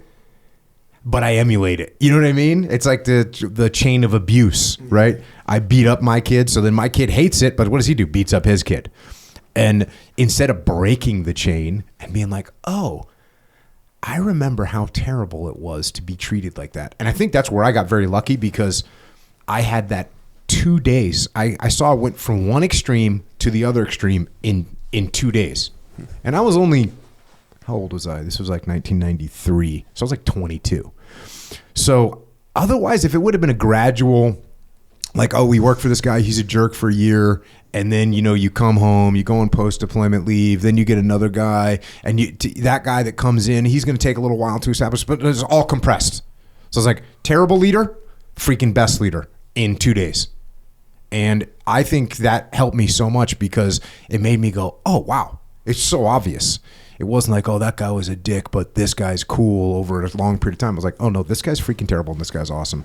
So recognizing that you shouldn't be the guy that you literally didn't like, as opposed to, oh, this guy hated him, but you know what? It worked. I still had to do what he said, so I'm going to act the same way. It's just... it's a little trap you can get caught in. A little trap. Got to watch out for that one. And now at this point, are you coming up on your time in the Marine Corps? Yeah. So after we get back from that deployment, so down to Okinawa and then Korea. So we come back, and then I'm probably at like 4 and some change, and people get out, people do that thing. And I'm told that, hey, this unit's going to go back again to do the same rotation. And when I heard that, really the writing was on the wall. It's not, Okinawa was great, but it's not what I signed up to do. And so when that moment came, that was when I wanted to get out. I had the opportunity to get out early, but I really wanted to stay and, you know, pay back to the troops and be a part of the platoon. So a lot of people, they call it FAP, which is basically you go serve another billet outside the platoon. People took that route because they didn't want to go do another workup, but I really wanted to stay and help my guys set them up for success. Again, kind of the legacy play on, let's set the team up for success, not for failure. So I decided to stay in and help them. And as they deployed, that's when I got out. So right as they deployed, you got out? Yes, sir. And what was your plan? My plan was to go to school and then go into law enforcement. Did you save up money while you were in? Or are you just going to use the GI? Yes. Hey, we are learning some lessons, but not others. The running joke is I got out with $5 and a hangover. Yeah, check. That's crazy.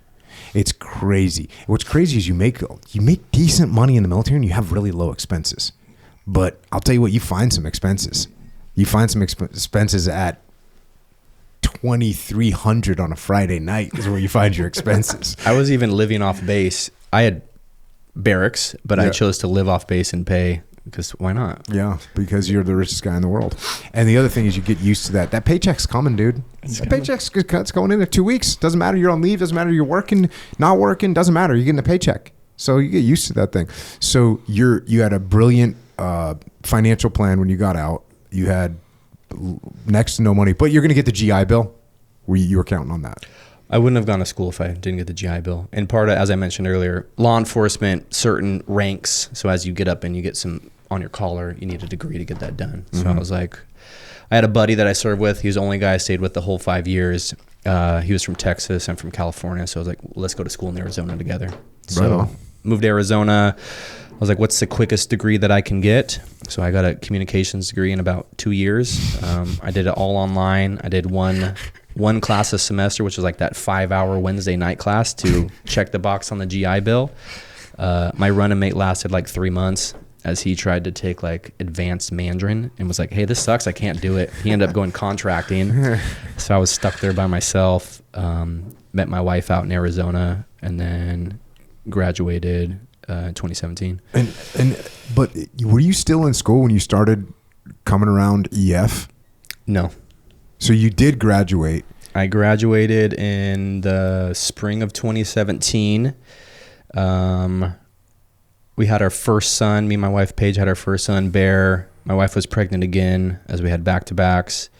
And then the fall of 2017, I got a call from my sister that my parents were getting divorced. And so I decided to move back home to try to help that situation. So your parents had been married for a long time, 30-something years or something like that. It was, right around there.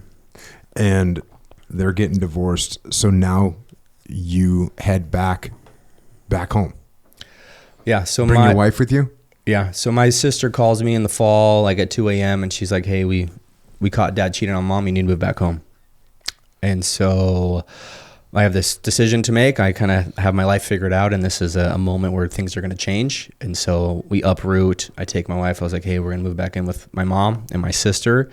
We moved back home with them, which was pretty humbling at, 26 years old to move back in with my mom. I kicked my dad out. As much as I'm not an emotional person, I tell my dad, like, hey, if you don't fix this, like, you're never seeing your grandkids again, is how I handled it in the moment. So I moved back in with my mom at a low point in my life, right? I think getting out of the middle. And what are you doing for job?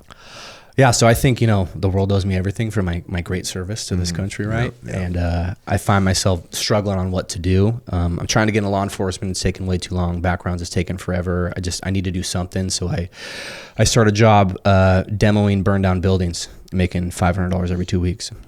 Jack. Trying to support a family. So then when did you start thinking EF? Like a week after my second son was born, I believe JP asked me to come help out with the FTX program. So JP was like, hey man, I'm running this hands-on training at Echelon Front, which living in Arizona, JP did an event at the Phoenician, and I've known JP a long time, and he was like, hey, why don't you guys come have dinner with me? So I went and saw him and kind of learned what he was doing, and that was really the first point. But then he was like, hey, I need some people that I can trust. Was really it. He's like, I'm running this new training. Jocko's letting me run it. Like, I just need people that aren't going to embarrass Echelon Front in front of the client.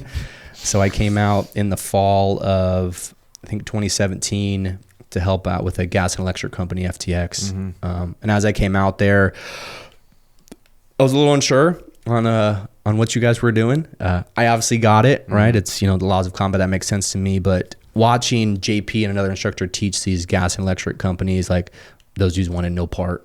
Like, they're saying, like, hey, this is bullshit. Like, this doesn't work here. There was a guy that stood up and walked to the wall and, like, headbutted it a bunch. He's like, this is what it's like to work here. And I was like, damn, like, you guys do this? Like, you're going to teach this guy how to lead? But to watch, like, in a matter of a day, like, people just start to, like, things click. And to, like, see, like, grown-ass men after the end of FTX, like, crying, like, hey, I'm a shitty leader. Like, I failed my wife. Like, I'm like, how are you guys doing this? Like, this is freaking crazy. Yeah. It is wild. It is wild. And it's like so transformational. And the FTX is probably the most dynamic because you get to see the morning and the afternoon, day one, day two. Sometimes we do 2 days, some days we do 1 day. But the difference between the individuals and the group. So someone and they do, like, you can't, if we were trying to script a Hollywood movie to show how the laws of combat work, if you made it as obvious as it is when you see, like, the leader of a company that's like, no one on my team is stepping up to lead. And you're like, okay, go do this tactical mission. And the tactical missions are not like crazy. But then that leader, you'll put him in charge or not in charge. It doesn't matter because he's the CEO of the company. He'll be out there like, don't move. Hey, you, like, move to that building right there and stay there until I tell you to leave. And just complete micromanagement. And then, you record, I'll have like a voice recorder and just like record what he's saying. And then you play it back to him and he's like, dude, I'm a loser. But you don't realize it. Or you'll see people freaking out. You see people raising their voices. You see people yelling and screaming. You'll see people being totally indecisive. Like it is so blatantly obvious to everyone that's on the team, the Echelon Front team. Like you're like, oh, this is absolutely terrible. Oh, hey, Cody, grab a camera and film this right now because this is an example that we can use from here to eternity, except we won't need to because there's going to be another one on the next iteration.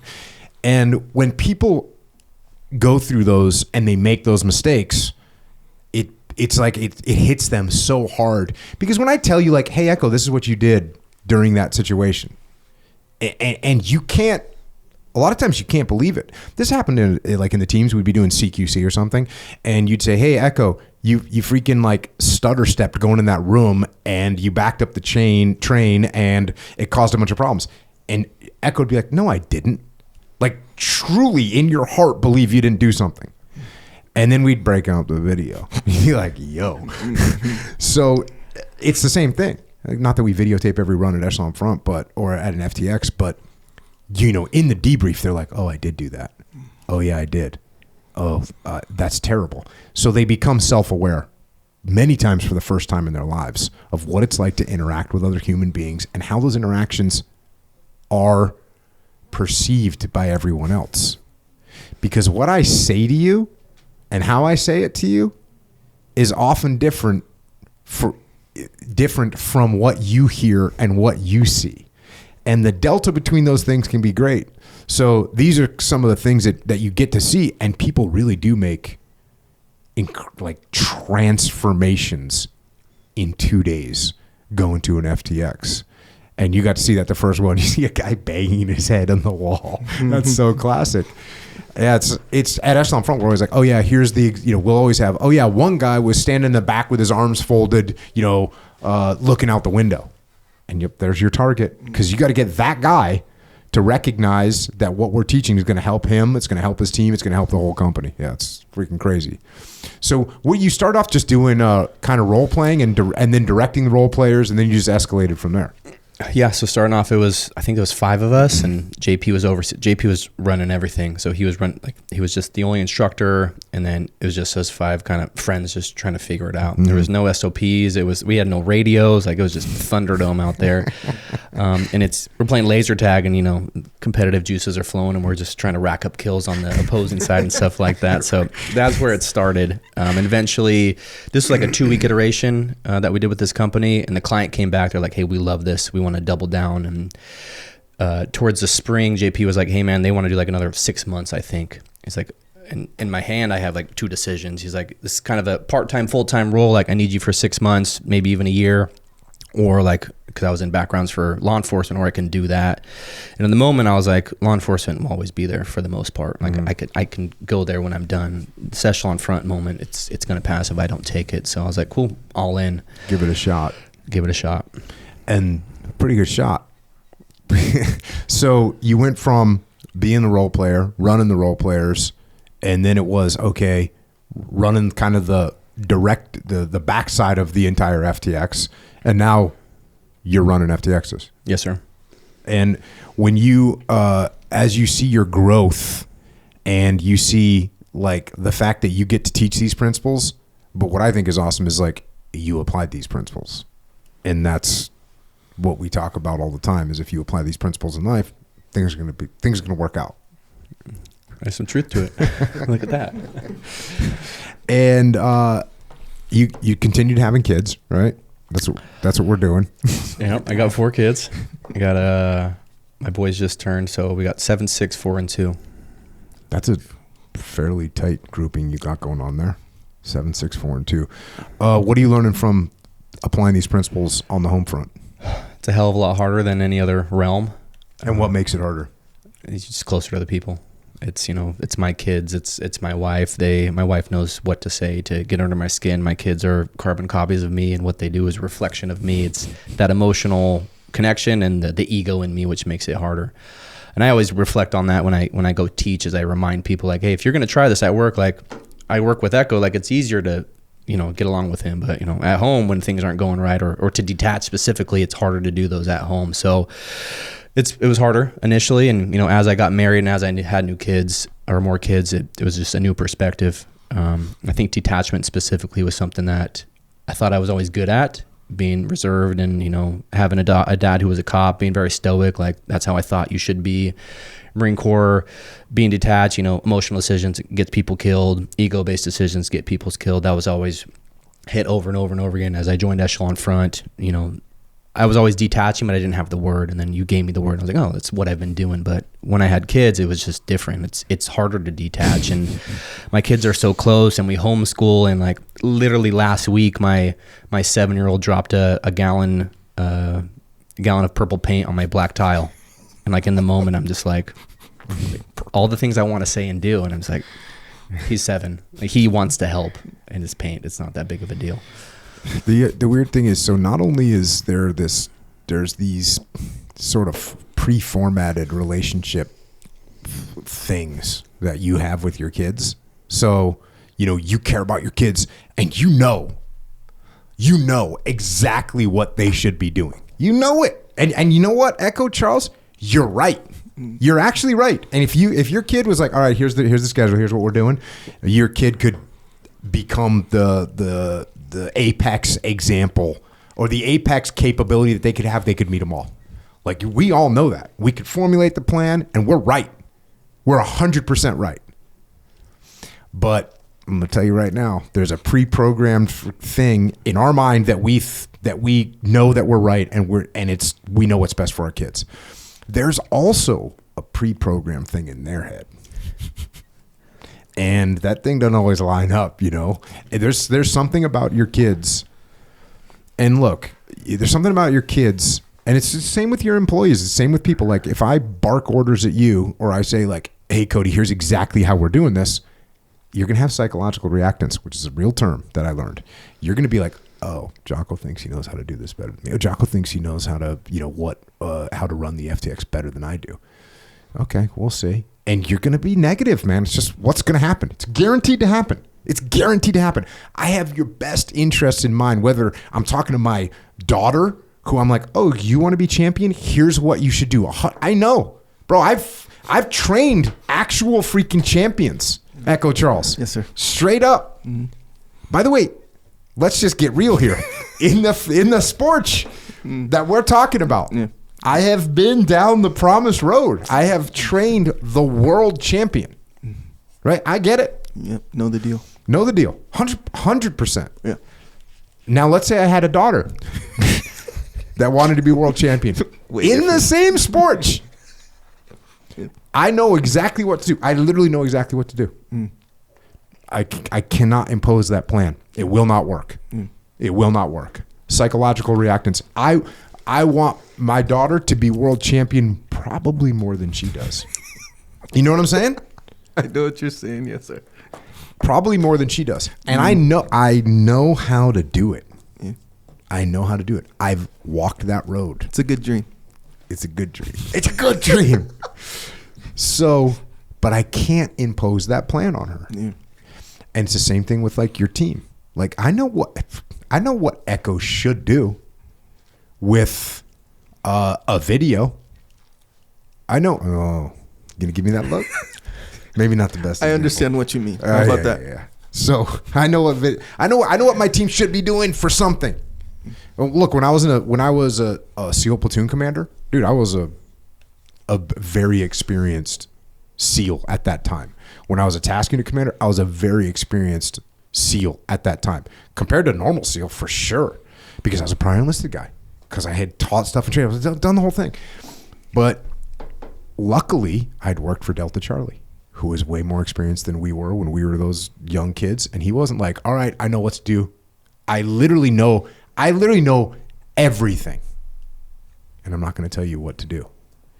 And so when I was a task unit commander, did I know everything? No. Did I know a hell of a lot more than Leif Babin and Seth Stone, who've been in the teams for 2 years? Yeah, hell yeah, I did. I knew a shit ton more than they did. Did I then impose it on them? No, you can't do that. So this idea of imposing your plan, and like you said, when you get to your family, dude, you know how to turn your son into the best football player, basketball player, baseball player, jiu-jitsu player, wrestler. Like, you know how to do it. We know how to do it. but it ain't gonna work. You cannot do that. That's a very difficult thing. And not only is it not gonna work,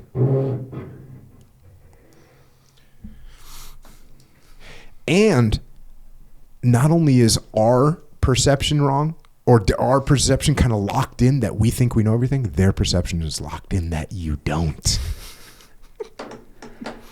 Their perception is locked in that you don't. If I can't tell my 10-year-old son where to put his hips on an arm lock in jiu-jitsu, if I can't tell my 10, which this happened, I was like, hey, dude, put your hips a little further on. And he's like, you don't need to do that. I'm like, okay, cool. We're done here. It's freaking 10. I've been doing jiu-jitsu for 25 years at that point. Like, that's where we're at. That was such a good wake-up call, because you cannot impose things on people. Now, look, can you occasionally get someone that's more open to it? Sure. Very, very rare. Almost never. It's almost never that you get someone that's like, their mind is just open, blank slate, write what you want to write. It's almost never. And if you do try and write stuff on there, they're going to freaking like bump your hand and scribble and erase it. It's going to be a problem. So yes, the fam situation. It's real. It's real. Got to keep it real. As you're seeing your kids get older, are you starting to see some of the behaviors that you have reflected by them? I mean, your oldest is 7. That's actually, I don't know if this is a valid question. Might not be a valid question. I don't think the formulations are there yet. I don't think there's enough I don't think their personalities are formulated enough at age 7 to where you're like, oh, I see the reflections of me in them. I don't think it's old enough. What do you think? There's some tendencies coming out, but yeah, there's nothing. We're still building who they are. I think to your point, and really the question at hand, I'll just speak on one thing that we're navigating right now. Since we homeschool, like, we can kind of control curriculum. It's my kids call my wife the teacher, and I'm the warden of the school. Wait, they use the term the warden. Well, we taught them what it means.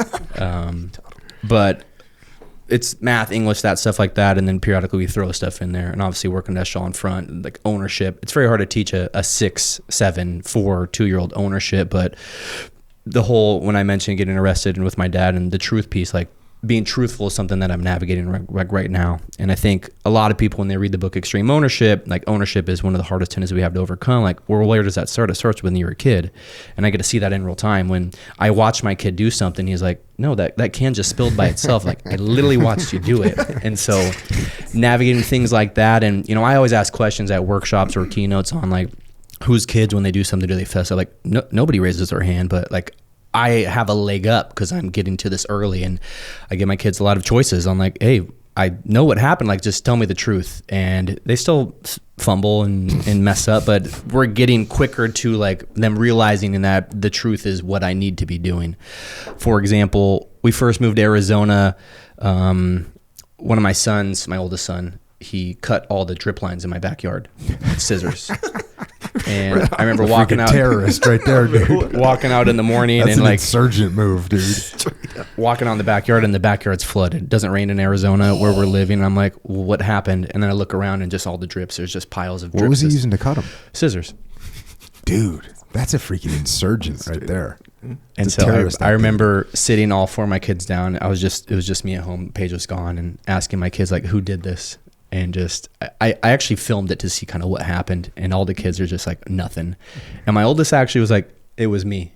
And in the moment, like, there's a couple choices that I can do. Like, really, does this really matter? It's water. Isn't the grant, like, but what did I want to do? I wanted to do a lot of things. But in the moment, I'm like, cool, man, like, we can't be doing that because of A, B, and C. And it was just a moment where it was a teaching lesson for him that I appreciate the honesty. Like, you still can't do this. Like, ownership doesn't just eliminate, like, when people mess things up. But and there's been constant moments like that where, so that's what I'm trying to get in early, because I want them to learn this habit, which is going to build into a tendency, which builds into who they are when they're 10. Like, if I can teach my kids ownership by 10, I believe I'm setting them up for success. Like, I don't want them to learn when it's 28 years old, like, oh, this is what you're supposed to do. Like, I want to help them out. So yeah, man, it's interesting.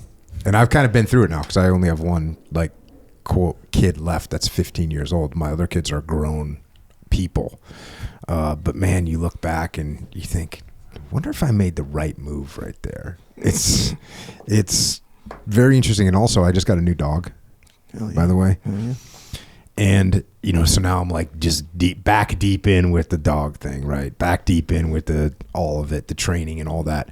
And the way that you train a dog, like there's just similarities. Here's one. You can't, you know this one, because actually you might have taught me this one. The reward, you can't reward 100% of the time. You can only reward 80% of the time. So literally, you tell your dog to sit like a puppy. You say sit, give him a treat. Say sit again, give him a treat. Say sit again, don't give him a treat.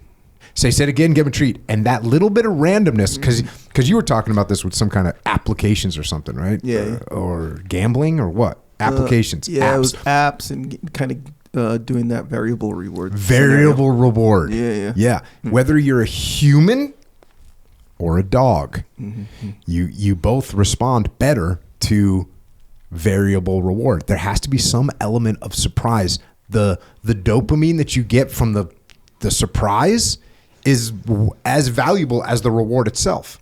So you do the right thing and you don't get a reward. You do the right thing, you get a reward, you're excited. You get a reward, you're excited. You don't get a reward, well, I'm going to try again, see if I can get the reward again. And that's what imprints the behavior. So as you look at the way kids, when they grow up, you're like, oh, I see some little characteristic. What did I do that made that characteristic exist in this human being right now? Maybe it was me, maybe it was a school teacher, maybe it was a friend, whatever. But what pattern of life, what lesson did that person, what used to be a kid now is an adult, and their behavior has been modified. It's behavior modification by school, by friends, by all this other stuff. And this is where they end up.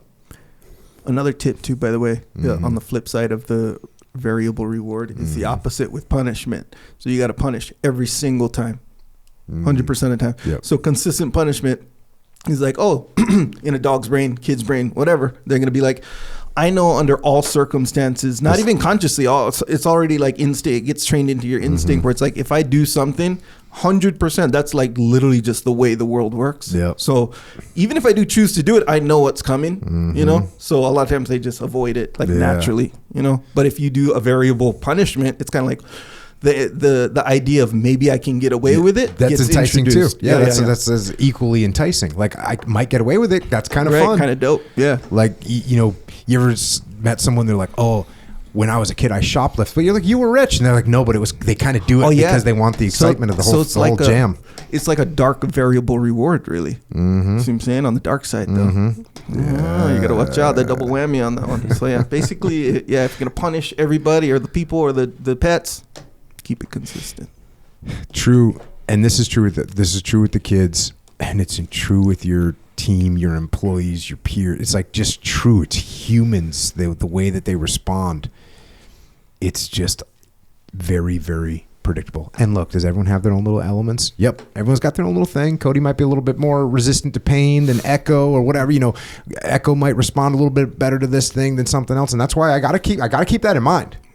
But broadly speaking, the principles, like, they're not going to change. You have to maybe modulate them a little bit in one way or the other, but they remain. And I've seen this now for years and years and years. And every time you think like, oh, maybe it's not, maybe this time will be different. It's not going to be different. It's not going to be different. It's just not going to be different. It's so predictable.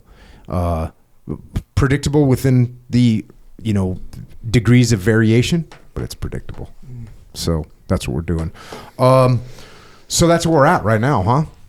You run the FTX. How often do you guys doing FTXs right now at Echelon Front? 2024, we did 28 total. And some of these are companies that hire Echelon Front to give them a transformational leadership alignment inside their world and knowledge and unified knowledge. So someone, let's say I have a company, tell me how it works. I have a company, it's called Jocko Fuel. I want to get my team trained up. I can see that the problems that we're having, they're all leadership problems. So what do? I contact Echelon Front, and then what do? say, yep, I heard about the FTX thing. That's what I want to do. Then what happens? So basically, there's two models of the FTX that we run. There's corporate and then there's individual. So the corporate model is, we come to you. So if it's Jocko Fuel, hey, I'll bring my team up to Maine. We'll locate a site, which is typically a paintball field, airsoft field. We have used hotels. We've used old refineries. Like, we'll just find something that works. Anything that has buildings is pretty beneficial for us. We bring all the gear, and you guys just really have to show up. The FTX in itself, from a company standpoint, it gives us a couple of things. One, it is a team building exercise, but that's not the point. That's the byproduct of it. You're going to do something hard together, which, builds a lot of camaraderie and helps with the culture. So that's part of it. But it's really it's a leadership lab, for lack of a better word. A lot of people, when they read the book or they come to a PowerPoint done by one of the instructors, everything's theoretical, right? Cover Move is about relationships. And a lot of people will say, like, I'm a team player. I'm good at relationships. A lot of people think their communication is great and they know how to detach and they always are decentralized. The FTX is a culmination. It's a test on, the reality of who you are. Theory and reality are two different things. I know a lot of people that have done a lot of Echelon Front training that have come to 20 musters and they think they're great at these, and they come to the FTX and they blow it out. They mess that all up because it's different.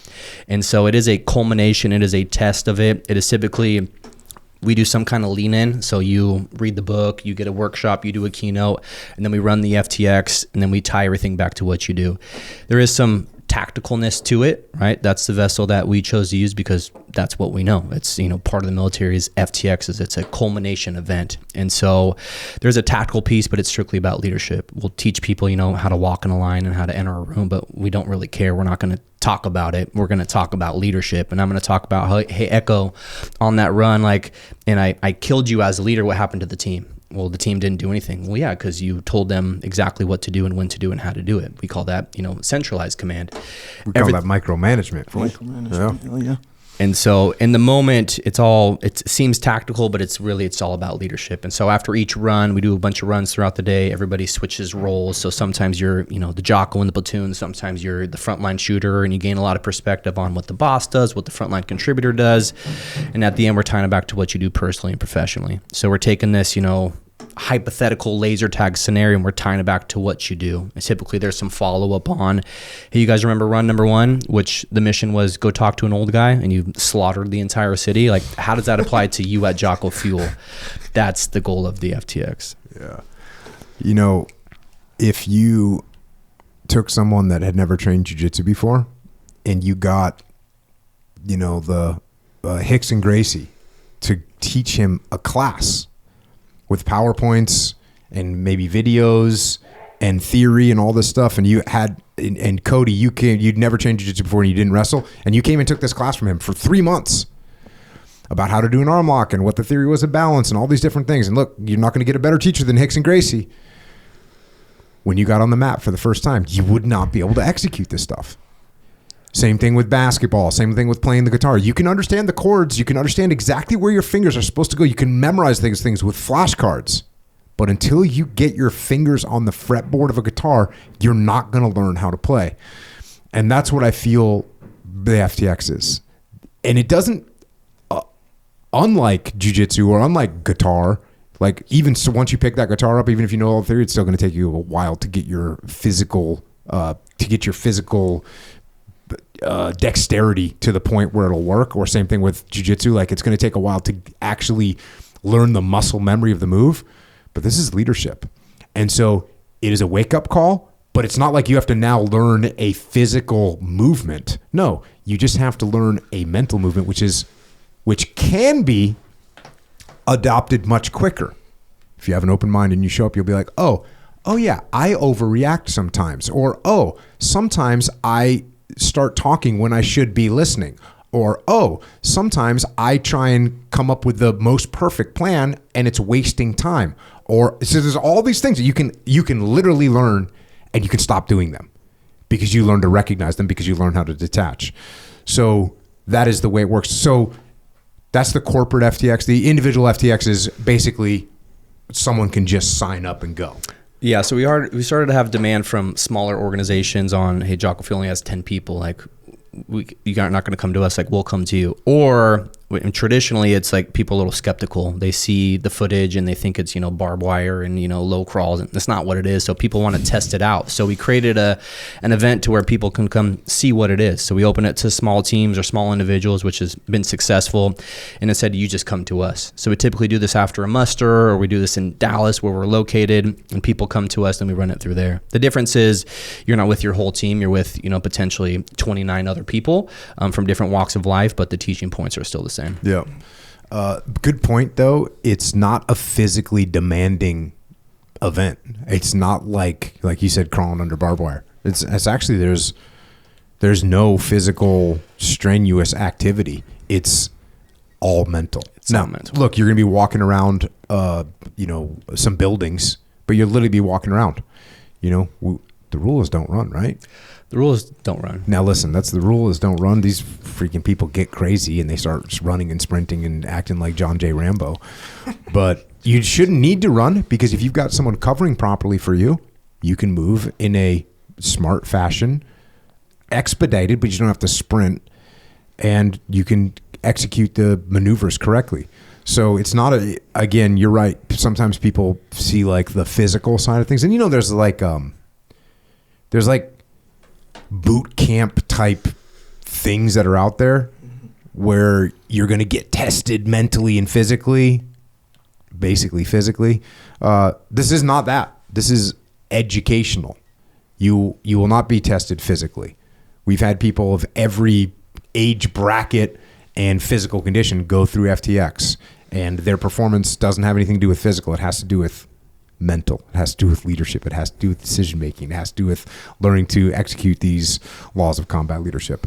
And what's gratifying for us is that we get to see those transformations take place, and then we get to hear, then people send their whole company, or they start sending the rest of their leadership team, and then we get to see companies transform, entire companies transform, because they truly understand these leadership principles and they start to utilize them throughout their company. And we see companies that go from, that massively increase their workflow, their profitability, their engagement, everything. They just get better across the board. So that's what we do. That's what you do over here at Echelon Front. Does that get us up to speed? Yes, sir. All right. So if people are looking for you, they can find you at echelonfront.com. You're on LinkedIn at Codey Gandy. You're on Instagram, and you're on Twitter X. You have not been active on Twitter X in the past. I think I looked at it. It was like 2 years or something like that. The Gram kind of took over.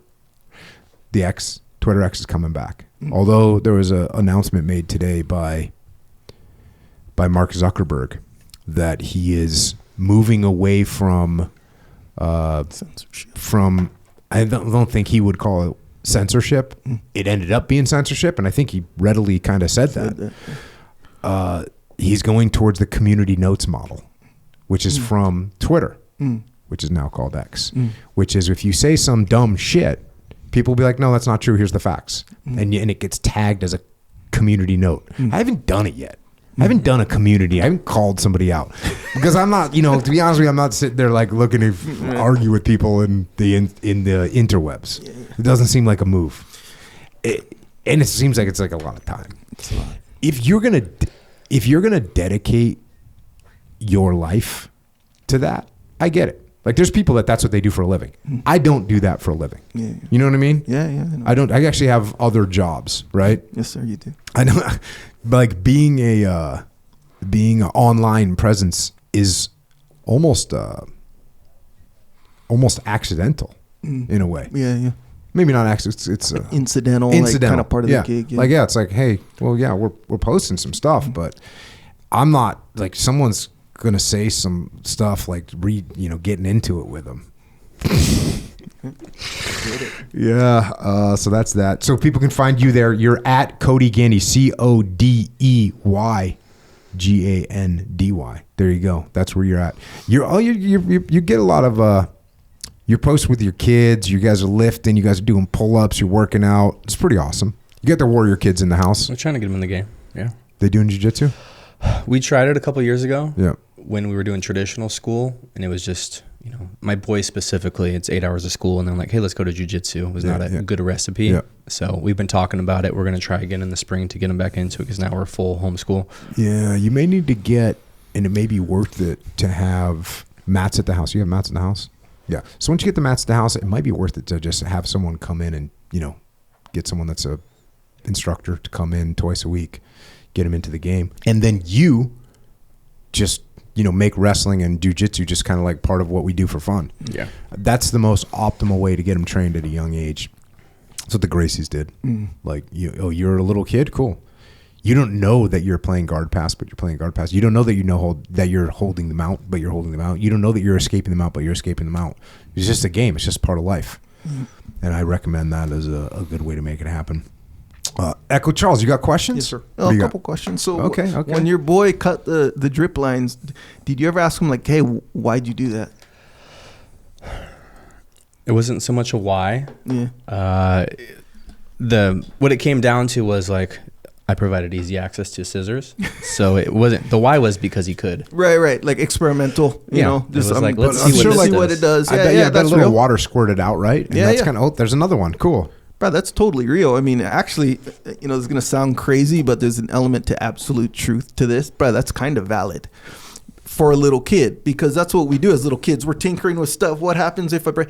So I was a little kid, and I was not a morally like skewed kid. I was like pretty morally sound as a kid. According to who? The world, society, whatever. But our neighbors had this, and now as an adult, I feel real bad, but they had these big glass jars, right, full of like fermented meat, and it was by their garden. And at the time, I didn't know what they're for. They're just these huge ass glass jars, right? Big ones, like abnormally big. There's some weird stuff inside. But as it turns out, it's to attract like bugs and flies away from the garden. It was like a whole process.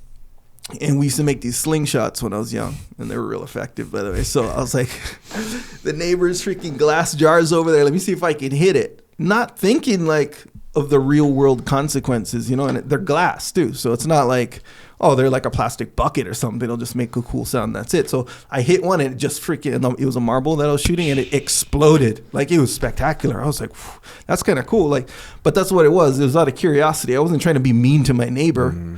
So I hit one, and I was like, damn, that's fucking awesome. So I go grab my brother. I was like, bro, watch this. Just ruining this guy's garden. Our neighbor too. It's not like it's some like foreign place they'll never see me again. It's our freaking neighbor, lives right there. And then, so we destroyed all of them. Just out of like just sheer, it seems crazy, but at the time, like what goes through your head as a kid, you're just like, oh, that was kind of awesome. Let's see what happens when this happens, like, hey, see if you can hit it, and you just disregard the other real world stuff, So I kind of don't blame them. Dude, I in a way, I have an alley behind my house. Yeah, sure. And the kids across the alley, this was a few years ago, they just hucked mud balls at my car. And they were young. They were too young to realize like what that means, but old enough to be like, oh, that made a cool sound and it left a mark. Yeah, and cool. I'm a little human being and I want to leave my mark on the world. So I come outside and there's just mud balls all over my freaking car. Yep. And they were standing there with like muddy hands. Yeah. And just didn't even care that I'm like, hey, like, what are you doing? I think I called them savages. I was like, what are you doing, you little freaking savages? Yeah. Kind of like joking. Yeah. So yeah, you got to watch out for that. Also, John Bozak. Yeah. This is when I was a little kid. He's at my house, and I had this. We had like a pathway that had little tiny rocks on it, right? And we had a well with a piece of concrete over the well. So that's kind of like the pathway went by the well. And we used to just kind of sit on the well sometimes. And I was doing something, and he was sitting out there, and he had a hammer, and he was just smashing the rocks, taking the little rocks, putting them on the well, and smashing them. Yeah. Taking another one, putting them on the rock, and smashing them. And I kind of didn't even pay attention to it because I'm a little destructive kid too. But anyways, my mom comes home, and now the hammer's sitting there. There's like rocks smashed, and John and I are no longer out there. But my mom comes in. And she's like, who? Because it's her freaking house. And like, why is she's like, who's like smashing rocks with a hammer on the well? And John Bozak's like, it was me, Mrs. Willink. And she's like, well, which she didn't expect that truthfulness, right? She expected denial, maybe. She's like, well, why did you do that? And John, he's just like, to see them be destroyed. He goes, to see them be destroyed. Yeah. I'm like, what? It's true, though. How do you even respond to that? Yeah. You know? I'd be like, dang, all right. I guess so, right? Yeah. I could get there. You could get there. Actually, my, solar water heater. Mm-hmm. So we had a solar water heater on the side of our house. Huge, just solar panel water. And my brother had this big, boulder, like the heaviest one. And he was just like, and he puts it and fucking just destroys the whole shit. He got beat for it, but that's another one of those ones where it's like, brother, an obvious human being would know never to do that, to literally destroy the solar water heater. And he's just like, I wanted to see what was happening, bro, that's just how, and for whatever reason, I don't know if this is a boy thing or whatever, but the destruction part of things is very fun. That's part of it. Yeah. Or loud noises. Back to the slingshot scenarios. Yeah. These slingshots are very effective. There's a pig farm, acres away and down a valley from our house, right?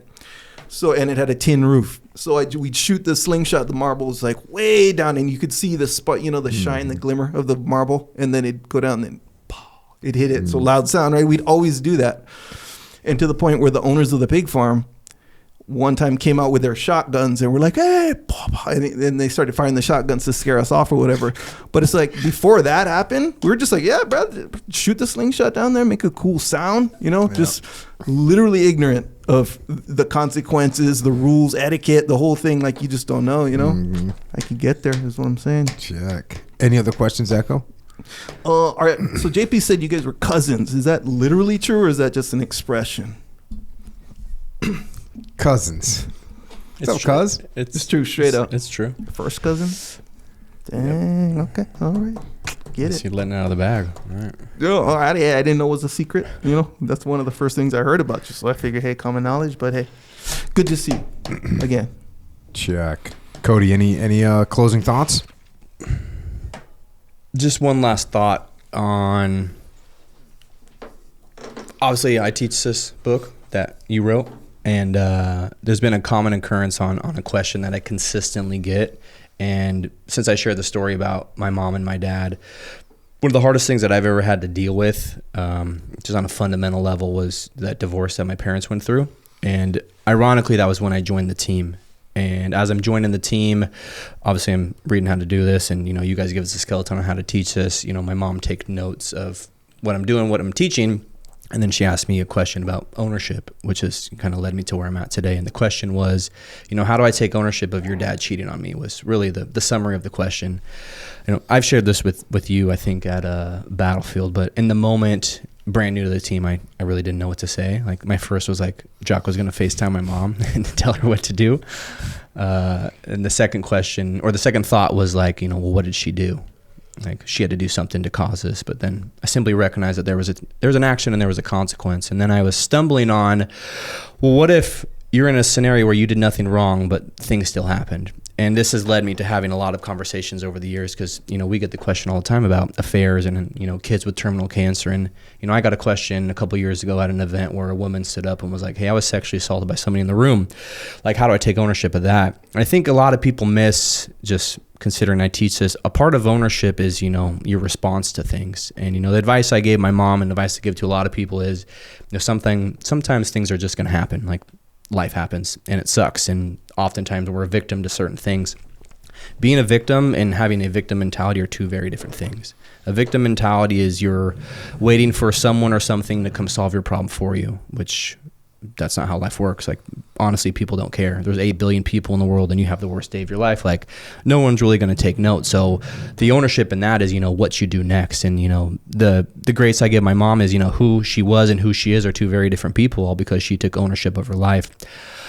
That is oftentimes missed in the book. And when we teach is, 10%, 5% of the time is things happen to you and your response, that ownership that you have, that is a choice that you have. This ownership, it's a choice. You have a choice to utilize it if you want to, but I definitely have people in my life, people that I run into where that's not the case and they feel they did nothing wrong or there's nothing that they can do. which ultimately leaves them powerless. And so I feel, just to wrap that up, that there is a place for ownership in everything. Sometimes it's in your response, sometimes it's in the problem, sometimes in the solution. And so that really has been the hardest question I've ever received at Echelon Front.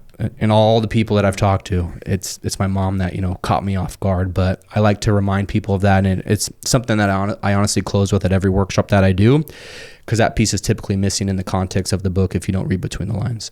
Yeah, there's no doubt about it. There's things that happen, well, like you named them, like terminal diseases. Someone attacks you, you get hit. You're driving down the highway perfectly normal, like a good 55 mile an hour law obeying person, and you get slammed from behind. Like, this is not your fault that this happened. There are things that are not your fault. And how do you take ownership of those things? You take ownership in how you respond. What are you going to do now? How are you going to move forward? What are you going to learn from it? How are you going to prevent this from happening again? All those things those are things that we can do to the best of our ability, and that is still taking ownership. That's a really good misperception that people can have, which is, my husband cheated on me. How is that my fault? It's like, well, we don't have to take ownership of your husband being a bad person, but you can take ownership of how you respond to it. And that's one of the things that we teach, and definitely a good point. Another thing that we teach is to get after it. I know you get after it, Cody. What's your physical activities right now? Well, Rob Jones and I just finished up with that marathon. So what'd you do? You did a ruck marathon? So I did a 25-pound weight vest marathon. Ran it. What was your time? Just over 4 hours. Freaking awesome. How's your knees? They've been better. Not awesome. They don't feel like 33. Only slightly knees. Better than Rob Jones's knees. Very true. I've never, but whatever reason we decided to do that marathon, I just called Rob. I was like, hey, are you in or are you out? He's like, I'm in. I was like, cool, we're going to run a marathon. Mm-hmm. Rob has that background. I've never ran longer than like 3 miles. So I was like, cool, let's do something hard and let's add a weight vest. The knees are what got me. Mm-hmm. It was about, I didn't tell Rob this until about mile 20. He was like, how you doing? I was like, dude, like this sucks. Like in my preparation, I never ran longer than 12 miles, but I didn't tell him that. Like I wanted him to just be a part of it. Around mile 20, the weight was really problematic. It was killing the joints. But no, it was good. We ran it up in DC area around Iwo Jima, that's awesome. Which was awesome. It's hard to be a quitter in that environment when you have Arlington there, and I got to visit one of my old platoon commanders there that died in 2020. But just to be in that area, like you can't quit. Like you're gonna finish. So cool environment to be in. But that was the training plan this last year, which was fun to do in the peak of Arizona summers. So there will be no running in my foreseeable future. Time to get jacked. No, yeah. Report to Echo Charles to get jacked. Well, whatever kind of jacking you're doing, whatever you're getting after, whatever you're making happen, you're gonna need fuel. We recommend Jocko Fuel. Go check it out, jockofuel.com. We got everything that you need. We got milk, protein, shakes, ready to drink. We got powder. We got joint warfare. If you run a marathon with a weight vest on, you're going to need some joint warfare and some super krill. They will legitimately bring you back to health. They're freaking awesome. We got Go. You had a Go. What are you drinking? Pink lemonade over there? Pink lemonade. Is that your go-to? That's the go-to. Arizona summers, you can't beat it. It's the sweetest one. I think mango's the sweetest. You think so? Yeah, we kind of had a consensus last night, right? But yeah, you may be a little biased, but it's okay. Yeah, it's possible. Yeah, it is good. Well, all this stuff you can get at jockofuel.com. You can also get it at Walmart. You can get it at Wawa. You can get it at Vitamin Shop. GNC Military Commissary. If you're over in Korea from the military, you can get it right there at the commissary or at the exchange, which is pretty awesome. Hannaford, Dash Stores, Wakefern, ShopRite, HEB, Wegmans, Harris Teeter, Publix. Publix is another massive regional food chain down in the southeast, and we're rolling into Publix right now. So be on the lookout. Clear the shelves. Publix, been awesome. Lifetime Fitness, Shields, and small gyms everywhere. No matter what kind of gym you got. You got a jiu-jitsu gym. You got a powerlifting gym, an MMA gym. Doesn't matter. We got you. If you don't have it there, go to jfsales@jockofuel.com. We'll hook it up. That's what we'll do. OriginUSA.com. You're going to need jeans. You're going to need a gi. Your kids are going to need gis, Codey Gandy, because they're going to start training jiu-jitsu. Best thing you can do for a kid. The best thing you can do for a kid is jiu-jitsu. More important than love. I say that sarcastically, but, like, there's some facts.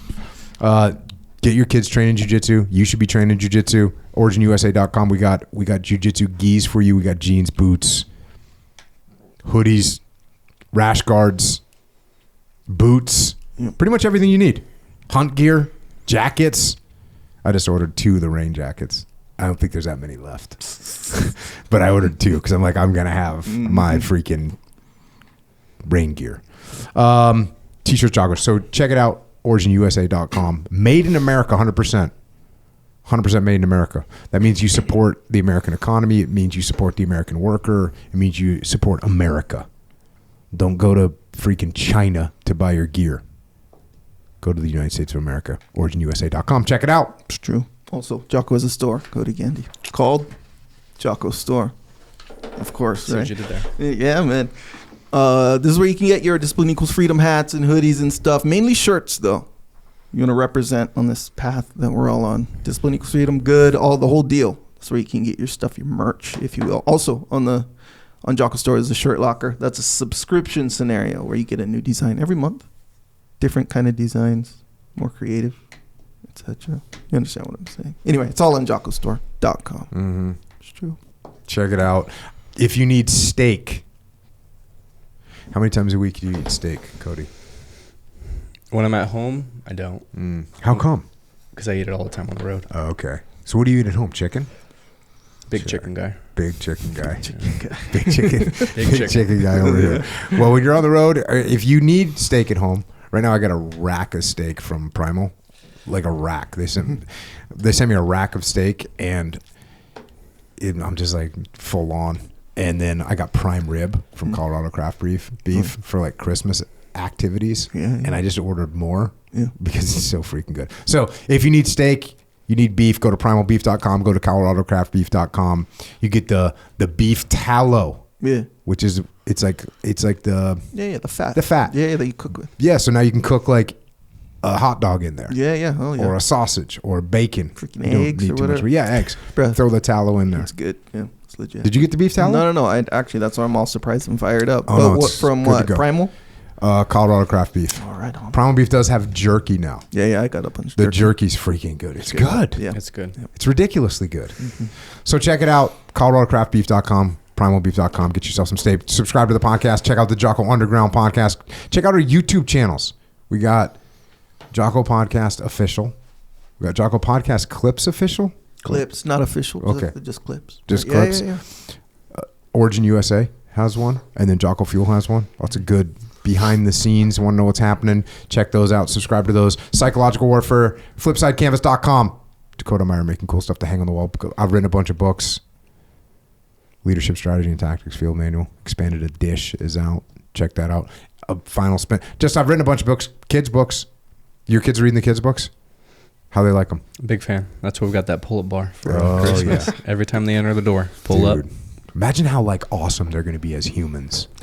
You know what I mean? Yeah, man. If when you're 7 years old and you got a pull-up bar that you have to, every time you walk by, you got to knock out a couple pull-ups, just think how much better you're going to be as a human. Yeah, bro. I think I might incorporate. We have a pull-up bar, but it's outside, No, so it's you not. gotta It's have it in the different. Yeah, house. that's way different. It's in the door. So Yeah, when I they like go in that. the room, pull up. When they go out of the room, pull up. Every time. Dude, I mounted. Bro, that's good. When my son was, I put a pull-up bar in his room, like on the wall, a full like commercial pull-up bar on the wall. It's a good dream. It was a full good dream. It's a good dream.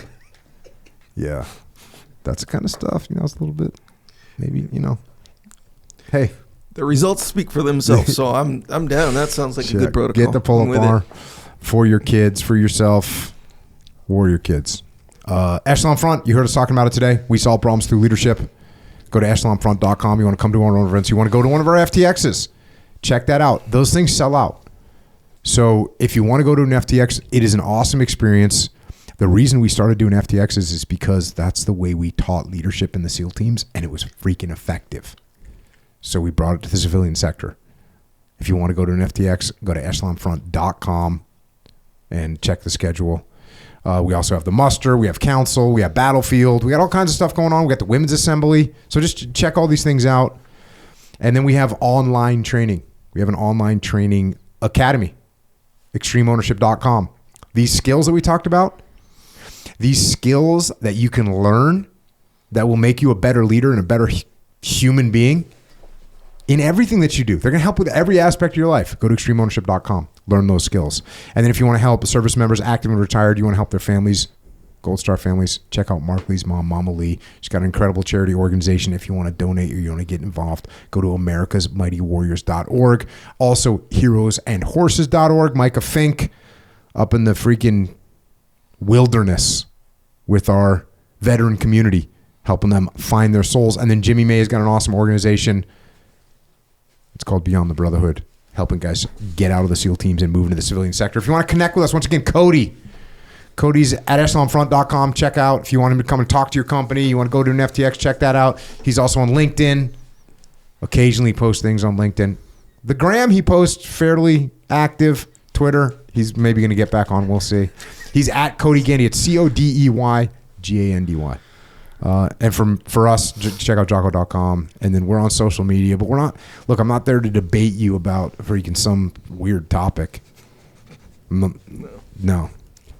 I'm not going to do that. Echo's not, are you going to do that? No, sir, I'm not. No debating weird topics. No, you can check out Echo's making videos sometimes. Sure, sometimes. He made a video of Terminator robots trying to steal Jocko fuel. Oh, yeah, the parallel universe one. Hey, spoiler. Does Rana Willink, she got wounded. Does she survive? Oh, yeah, huh? She's wounded. We're scared. Amen. But I feel like she's going to be okay. Yeah, she might recover. I mean, she's going to have, a scar. Only time can tell. But dude, should she lay it down with those freaking Uzis or what, bro? Yeah. Yes, she did. I wish I was there to watch you direct that. She looked good. Yep. Yeah, that was good. That was a good day for sure. She was laying it down. Yeah. She's a natural. Adam did not do well. No, dude, he had his purpose. He had his purpose. You know what I'm saying? Carrie in the fire didn't make it. Carrie, yeah. Oh, Carrie got burned up too, right? Yeah. I wanted to tell you critique. You ready for critique point? Yeah, of course. So for a flamethrower, there's like a little bit of fire on the end of the flamethrower. Like the tip of the... Yeah, that's just kind of there. Oh, yeah. The pilot It's like a pilot light, yeah. Okay. But you didn't get that Good part. detail. Made it very unrealistic. That's what stood out. Okay. Wait, actually, you gave me a good critique about the grenades too on a different video. What was it? Remember the grenade? You were like, "Hey, you should have talked to me about the grenades." Mm-hmm. Because what did you mess up? I don't know. I forget what I messed up, but he was just like he pulled the pin and then he just held it or something. You're like, no, the spoon or whatever, like it comes off or I don't know something. Yeah, when you throw it, the spoon comes off. Yeah, like there's some technical thing that happens that I failed to include. Tactical Echo didn't know. Yeah, bro. I've never thrown a grenade before, bro. I don't know that kind of stuff, But anyway, like, we got Codey Gandy, so next time we're gonna consult 100%. Anything else, fellas? Negative. Right on. Codey, thanks for joining us once again. Thanks for your service in the Marine Corps. Yeah, devil dogs. And thanks for what you do every day at Echelon Front, teaching these lessons to leaders and teaching leaders how to lead. It's awesome. Appreciate it. Thanks to all our armed forces who are also out there right now leading and keeping us and our way of life safe. And thanks to our police, law enforcement, firefighters, paramedics, EMTs, dispatchers, correctional officers, Border Patrol, Secret Service, all other first responders. Thank you for your service. And a solemn salute to Matt Redding, killed in the line of duty after just 4 years on the force, 29 years old. Do not forget the sacrifice that our police and law enforcement make.